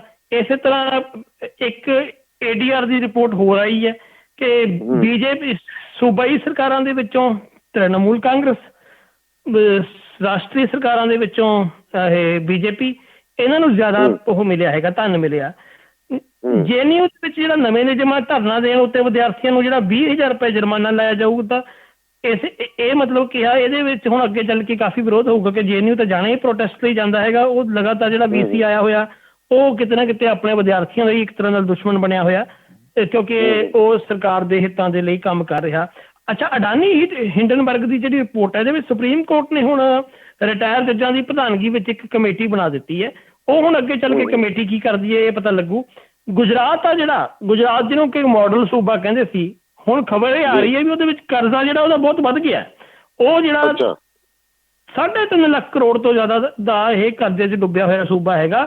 ਅਰਥ ਸ਼ਾਸਤਰੀਆਂ ਨੇ ਇੱਕ ਤਕੜੀ ਚਿੰਤਾ ਜਤਾਈ ਹੈ ਕਿ ਭਾਈ ਇਹ ਸੂਬੇ ਦਾ ਬੁਰਾ ਹਾਲ ਹੈ। ਇਹ ਗੁਜਰਾਤ ਵਰਗਾ ਸੂਬਾ ਜਿਹਦੇ ਕੋਲ ਇੰਨੇ ਪੋਰਟਸ ਨੇ, ਇੰਨਾ ਇੰਡਸਟਰੀ ਹੈ, ਪ੍ਰਧਾਨ ਮੰਤਰੀ ਇਹਨਾਂ ਦਾ, ਉਹਨੂੰ ਇਹੋ ਜਿਹਾ ਕੀ ਉਹਨਾਂ ਨੇ ਕਰਤਾ। ਚਲੋ ਪੰਜਾਬ ਵਾਲੇ ਤਾਂ ਆਪਾਂ ਕਹਿ ਦਿੰਦੇ ਆ ਵੀ ਕੁਛ ਤਾਂ ਭਾਈ ਸਾਡਾ ਟੈਰਰਿਜ਼ਮ ਜਿਹੜਾ ਸਮਾਂ ਸੀਗਾ ਉਹਦਾ ਖਰਚਾ ਹੋ ਗਿਆ, ਕੁਛ ਰੀਜਨਲ ਪਾਰਟੀ ਦੇ ਮਤਹਿਤ ਸੀਗਾ, ਇਹਨਾਂ ਨੇ ਮਿਸਯੂਜ਼ ਆਫ ਫੰਡਸ ਕਰ ਲਏ। ਜਿਵੇਂ 31,000 ਕਰੋੜ ਦਾ ਸਿੱਧਾ ਆਪਣਾ ਕਣਕ ਦਾ ਅਨਾਜ ਵਾਲਾ ਹੀ ਕੀ ਕਹਿੰਦੇ ਨੇ ਵੱਟੇ ਖਾਤੇ ਪਵਾਤਾ ਸਾਰਾ। ਹਾਂਜੀ, ਉਹਦੇ ਵਿੱਚ ਨਾ ਇੱਕ ਗੁਜਰਾਤੀ ਪੱਤਰਕਾਰ ਦੀ ਗੱਲ ਬੜੀ ਬਹੁਤ ਕਮਾਲ ਦੀ, ਉਹ ਮੰਨਣ ਵਾਲੀ ਹੈ। ਉਹ ਕਹਿੰਦੇ ਨਾ, ਇੱਕ ਵਾਰ ਉਹਨੇ ਕਿਹਾ ਸੀ ਮੈਨੂੰ ਕਿ ਗੁਜਰਾਤ ਦਾ ਵਿਕਾਸ ਇਸ ਤਰ੍ਹਾਂ ਦਾ ਜਿਵੇਂ ਤੁਸੀਂ ਇੱਕ ਮੰਗਤਾ ਨਹੀਂ ਹੁੰਦਾ, ਜਿਹੜਾ ਮੰਗਤਾ ਨੂੰ ਪੈਂਟ ਕੋਟ ਤੇ ਟਾਈ ਪਵਾ ਕੇ ਸੜਕ ਤੇ ਖੜਾ ਕਰ ਦਿੰਦੇ। ਉਹ ਕਹਿੰਦਾ ਰਹੂਗਾ ਤਾਂ ਮੰਗਤਾ ਹੀ ਨਾ ਵਿਚਾਰਾ ਉਹ। ਤੇ ਇਹ ਹਾਲ ਕਹਿੰਦਾ ਗੁਜਰਾਤ ਦੀ ਹੈ। ਗੁਜਰਾਤ ਦੇ ਵਿੱਚ ਜਿਹੜਾ ਪੈਸਾ ਪੂਸਾ ਇਹਨਾਂ ਨੇ ਸ਼ੋਅ ਕੀਤਾ ਉਹ ਕਿਤੇ ਉਸ ਤਰ੍ਹਾਂ ਲੱਗਿਆ ਨਹੀਂ ਹੈਗਾ। ਉਹ ਉੱਥੇ ਹੀ ਲੱਗਿਆ ਜਿਵੇਂ ਮੰਨ ਲਓ ਕਿ ਅਡਾਨੀ ਦੀ ਬੰਦਰਗਾਹ ਸਜਾਉਣੀ ਹੈ, ਅਡਾਨੀ ਨੂੰ ਚਾਹੀਦੀ ਹੈਗੀ ਹੈ ਸੜਕ ਵਧੀਆ, ਤੇ ਉਹਨੂੰ ਜਿਹੜਾ ਚਾਹੀਦੀ ਹੈਗਾ ਇਹ ਸਮੁੰਦਰੀ ਜਹਾਜ਼ ਵਾਲਾ ਰਸਤਾ ਵਧੀਆ ਚਾਹੀਦਾ, ਉੱਥੇ ਅਗਲੇ ਨੇ ਚਮਕਾ ਦਿੱਤਾ। ਉੱਥੇ ਕਿਵੇਂ ਅਡਾਨੀ ਨੂੰ ਚੀਜ਼ਾਂ ਲੁਟਾਈਆਂ ਗਈਆਂ ਹੈਗੀਆਂ ਨੇ, ਉਹ ਉੱਥੇ ਕੰਮ ਕੀਤਾ ਹੈਗਾ। ਉੱਥੇ ਇਹੋ ਜਿਹਾ ਕੰਮ ਪੁੱਠਾ ਸਿੱਧਾ ਬਹੁਤ ਹੋਇਆ। ਜ਼ਮੀਨ ਉੱਤੇ ਕੋਈ ਕੁਛ ਨਹੀਂ ਹੋਇਆ ਹੈਗਾ ਕੰਮ। ਸੋ ਬਹੁਤ ਬਹੁਤ ਸ਼ੁਕਰੀਆ ਜੀ ਤੁਹਾਡਾ, ਮਿਹਰਬਾਨੀ ਸੁਰਿੰਦਰ ਜੀ। ਸ਼ੁਕਰੀਆ ਧੰਨਵਾਦ ਸਰ, ਮਿਹਰਬਾਨੀ। ਅਸੀਂ ਕਾਮਨਾ ਕਰਦੇ ਹਾਂ ਕਿ ਆਉਂਦੇ ਦਿਨਾਂ ਤੁਸੀਂ ਬਿਲਕੁਲ ਠੀਕ ਠਾਕ ਹੋਵੋ, ਕਿਉਂਕਿ ਲੱਗਦਾ ਸੀ ਕਿ ਜਿਹੜੀ ਆਵਾਜ਼ ਹੈ ਤੁਹਾਡਾ ਸਾਥ ਨਹੀਂ ਦੇ ਰਹੀ, ਤੇ ਤੁਸੀਂ ਜਲਦ ਆਰਾਮ ਕਰੋ, ਤਕੜੇ ਹੋਵੋ ਜੀ। Thank you very much. So radio Punjab today ਦਾ ਪ੍ਰੋਗਰਾਮ ਸ਼ਮਾਦਾਨ ਨੂੰ ਅੱਜ ਇਸ ਵਕਤ ਸਾਨੂੰ ਸਮਾਪਤੀ ਵੱਲ ਲੈ ਕੇ ਜਾਣਾ ਪੈਣਾ ਜੀ, ਤੇ ਬਾਕੀ ਪ੍ਰੋਗਰਾਮ ਜਿਹੜੇ ਉਹ ਜਾਰੀ ਰਹਿਣਗੇ। ਸੋ ਫਿਲਹਾਲ ਮੈਨੂੰ ਸਵਾਮੀ ਸਿੰਘ ਦਾਨੇਵਾਲ ਨੂੰ ਤੇ ਇਜਾਜ਼ਤ। ਕੱਲ ਨੂੰ ਫਿਰ ਮੁਲਾਕਾਤ ਹੋਏਗੀ ਇੱਕ ਨਵੀਂ ਚਰਚਾ ਦੇ ਨਾਲ, ਤੇ ਕੁਛ ਹੁਣ ਕੋਸ਼ਿਸ਼ ਕਰਾਂਗੇ ਨਵੇਂ ਮਹਿਮਾਨ ਵੀ ਤੁਹਾਡੇ ਨਾਲ ਜੋੜਿਆ ਕਰੀਏ। ਤੇ ਜੇਕਰ ਤੁਸੀਂ ਕਿਸੇ ਟੌਪਿਕ ਦੇ ਉੱਤੇ ਵਿਸ਼ੇਸ਼ ਤੌਰ ਦੇ ਉੱਤੇ ਕੁਛ ਤੁਸੀਂ ਚਰਚਾ ਚਾਹੁੰਦੇ ਹੋ ਤਾਂ ਸਾਨੂੰ ਤੁਸੀਂ ਫੇਸਬੁੱਕ ਪੇਜ ਅਤੇ YouTube ਚੈਨਲ ਦੇ ਕਮੈਂਟ ਬਾਕਸ ਦੇ ਵਿੱਚ ਲਿਖ ਦਿਆ ਕਰੋ। ਕੋਸ਼ਿਸ਼ ਕਰਾਂਗੇ ਕਿ ਟਿੱਪਣੀਕਾਰ ਸੰਬੰਧਿਤ ਟੌਪਿਕ ਦਾ ਕੋਈ ਵੀ ਜਿਹੜਾ ਟਿੱਪਣੀਕਾਰ ਜਿਹੜਾ ਉਸ ਨੂੰ ਅਸੀਂ ਤੁਹਾਡੇ ਸਾਹਮਣੇ ਕਰਵਾ ਸਕੀਏ। ਸੋ ਖੁਦਾ ਹਾਫਿਜ਼, ਧੰਨਵਾਦ, ਮਿਹਰਬਾਨੀ। ਭੈਣ ਜੀ ਵਿਆਹ ਲਈ ਕੱਪੜਿਆਂ ਦੀ ਤੇ ਸ਼ਾਪਿੰਗ ਹੋ ਗਈ ਲਾਜਵਾਬ, ਪਰ ਜੁਐਲਰੀ ਕਿੱਥੋਂ ਲੈਣੀ ਹੈ? ਫਿਕਰ ਨਾ ਕਰੋ, ਜਿੱਥੇ ਲੋਕ ਸੂਟ ਦੇਖਦੇ ਰਹਿ ਜਾਣਗੇ ਉੱਥੇ ਗਹਿਣੇ ਦੇ ਡਿਜ਼ਾਈਨ ਦੀ ਵੀ ਤਾਰੀਫ ਕੀਤੇ ਬਿਨਾਂ ਰਹਿਣਗੇ ਨਹੀਂ, ਕਿਉਂਕਿ ਏਸੀ ਜੁਐਲਰਸ ਕੈਂਟ ਵਾਲਿਆਂ ਦੇ ਕੋਲ ਹੈ 22 ਕੈਰਟ ਦੇ ਸੋਨੇ ਦੇ ਗਹਿਣੇ, ਔਰਤਾਂ ਮਰਦਾਂ ਬੱਚਿਆਂ ਦੇ ਵੰਨ-ਸਵੰਨੇ ਗਹਿਣਿਆਂ ਦੀ ਬੇਸ਼ੁਮਾਰ ਤੇ ਲੇਟੈਸਟ ਵੈਰਾਈਟੀ। ਇਹਨਾਂ ਦੇ ਸ਼ੋਰੂਮ 'ਚ ਸੋਨੇ, ਚਾਂਦੀ, ਹੀਰਿਆਂ ਦੇ ਗਹਿਣੇ ਭਰੇ ਰਹਿੰਦੇ ਨੇ, ਜਿੱਥੇ ਹੈ ਕੁੰਦਨ ਸੈੱਟ, ਜੜਾਊ ਸੈੱਟ, ਪੋਲਕੀ ਸੈੱਟ, ਹੀਰੇ ਜੜੇ set, light weight necklace, chain, ਕੜੇ, ਚੂੜੀਆਂ, ਨਗਾਂ ਵਾਲੀਆਂ ਸੋਹਣੀਆਂ ਮੁੰਦਰੀਆਂ, ਝੁਮਕੇ ਵਾਲੀਆਂ ਤੇ ਹੋਰ ਬਥੇਰਾ ਕੁਝ। ਏਸੀ ਜਿਊਲਰ ਸ਼ਟਲ ਵਿੱਚ ਹਰ ਹਫਤੇ ਨਵੀਂ ਸ਼ਿਪਮੈਂਟ ਆਉਂਦੀ ਹੈ। ਤੁਹਾਡੇ ਪਸੰਦ ਦੇ ਤੁਹਾਡੇ ਸਾਈਜ਼ ਮੁਤਾਬਕ ਗਹਿਣੇ 2 ਹਫ਼ਤਿਆਂ ਵਿੱਚ ਤਿਆਰ ਕਰਵਾ ਕੇ ਦਿੰਦੇ ਹਨ ਤੇ ਰਿਪੇਅਰ ਵੀ ਕਰਦੇ ਹਨ। 24 ਕੈਰਟ ਸੋਨੇ ਦੇ ਬਿਸਕੁਟ ਖਰੀਦ ਅਤੇ ਵੇਚ ਸਕਦੇ ਹੋ। 100% ਪਿਓਰ ਗਰੰਟੀ ਵਾਲੇ ਗਹਿਣੇ ਲੈਣ ਲਈ ਪਹੁੰਚੋ 25416 100 fort avenue, south East, cantt.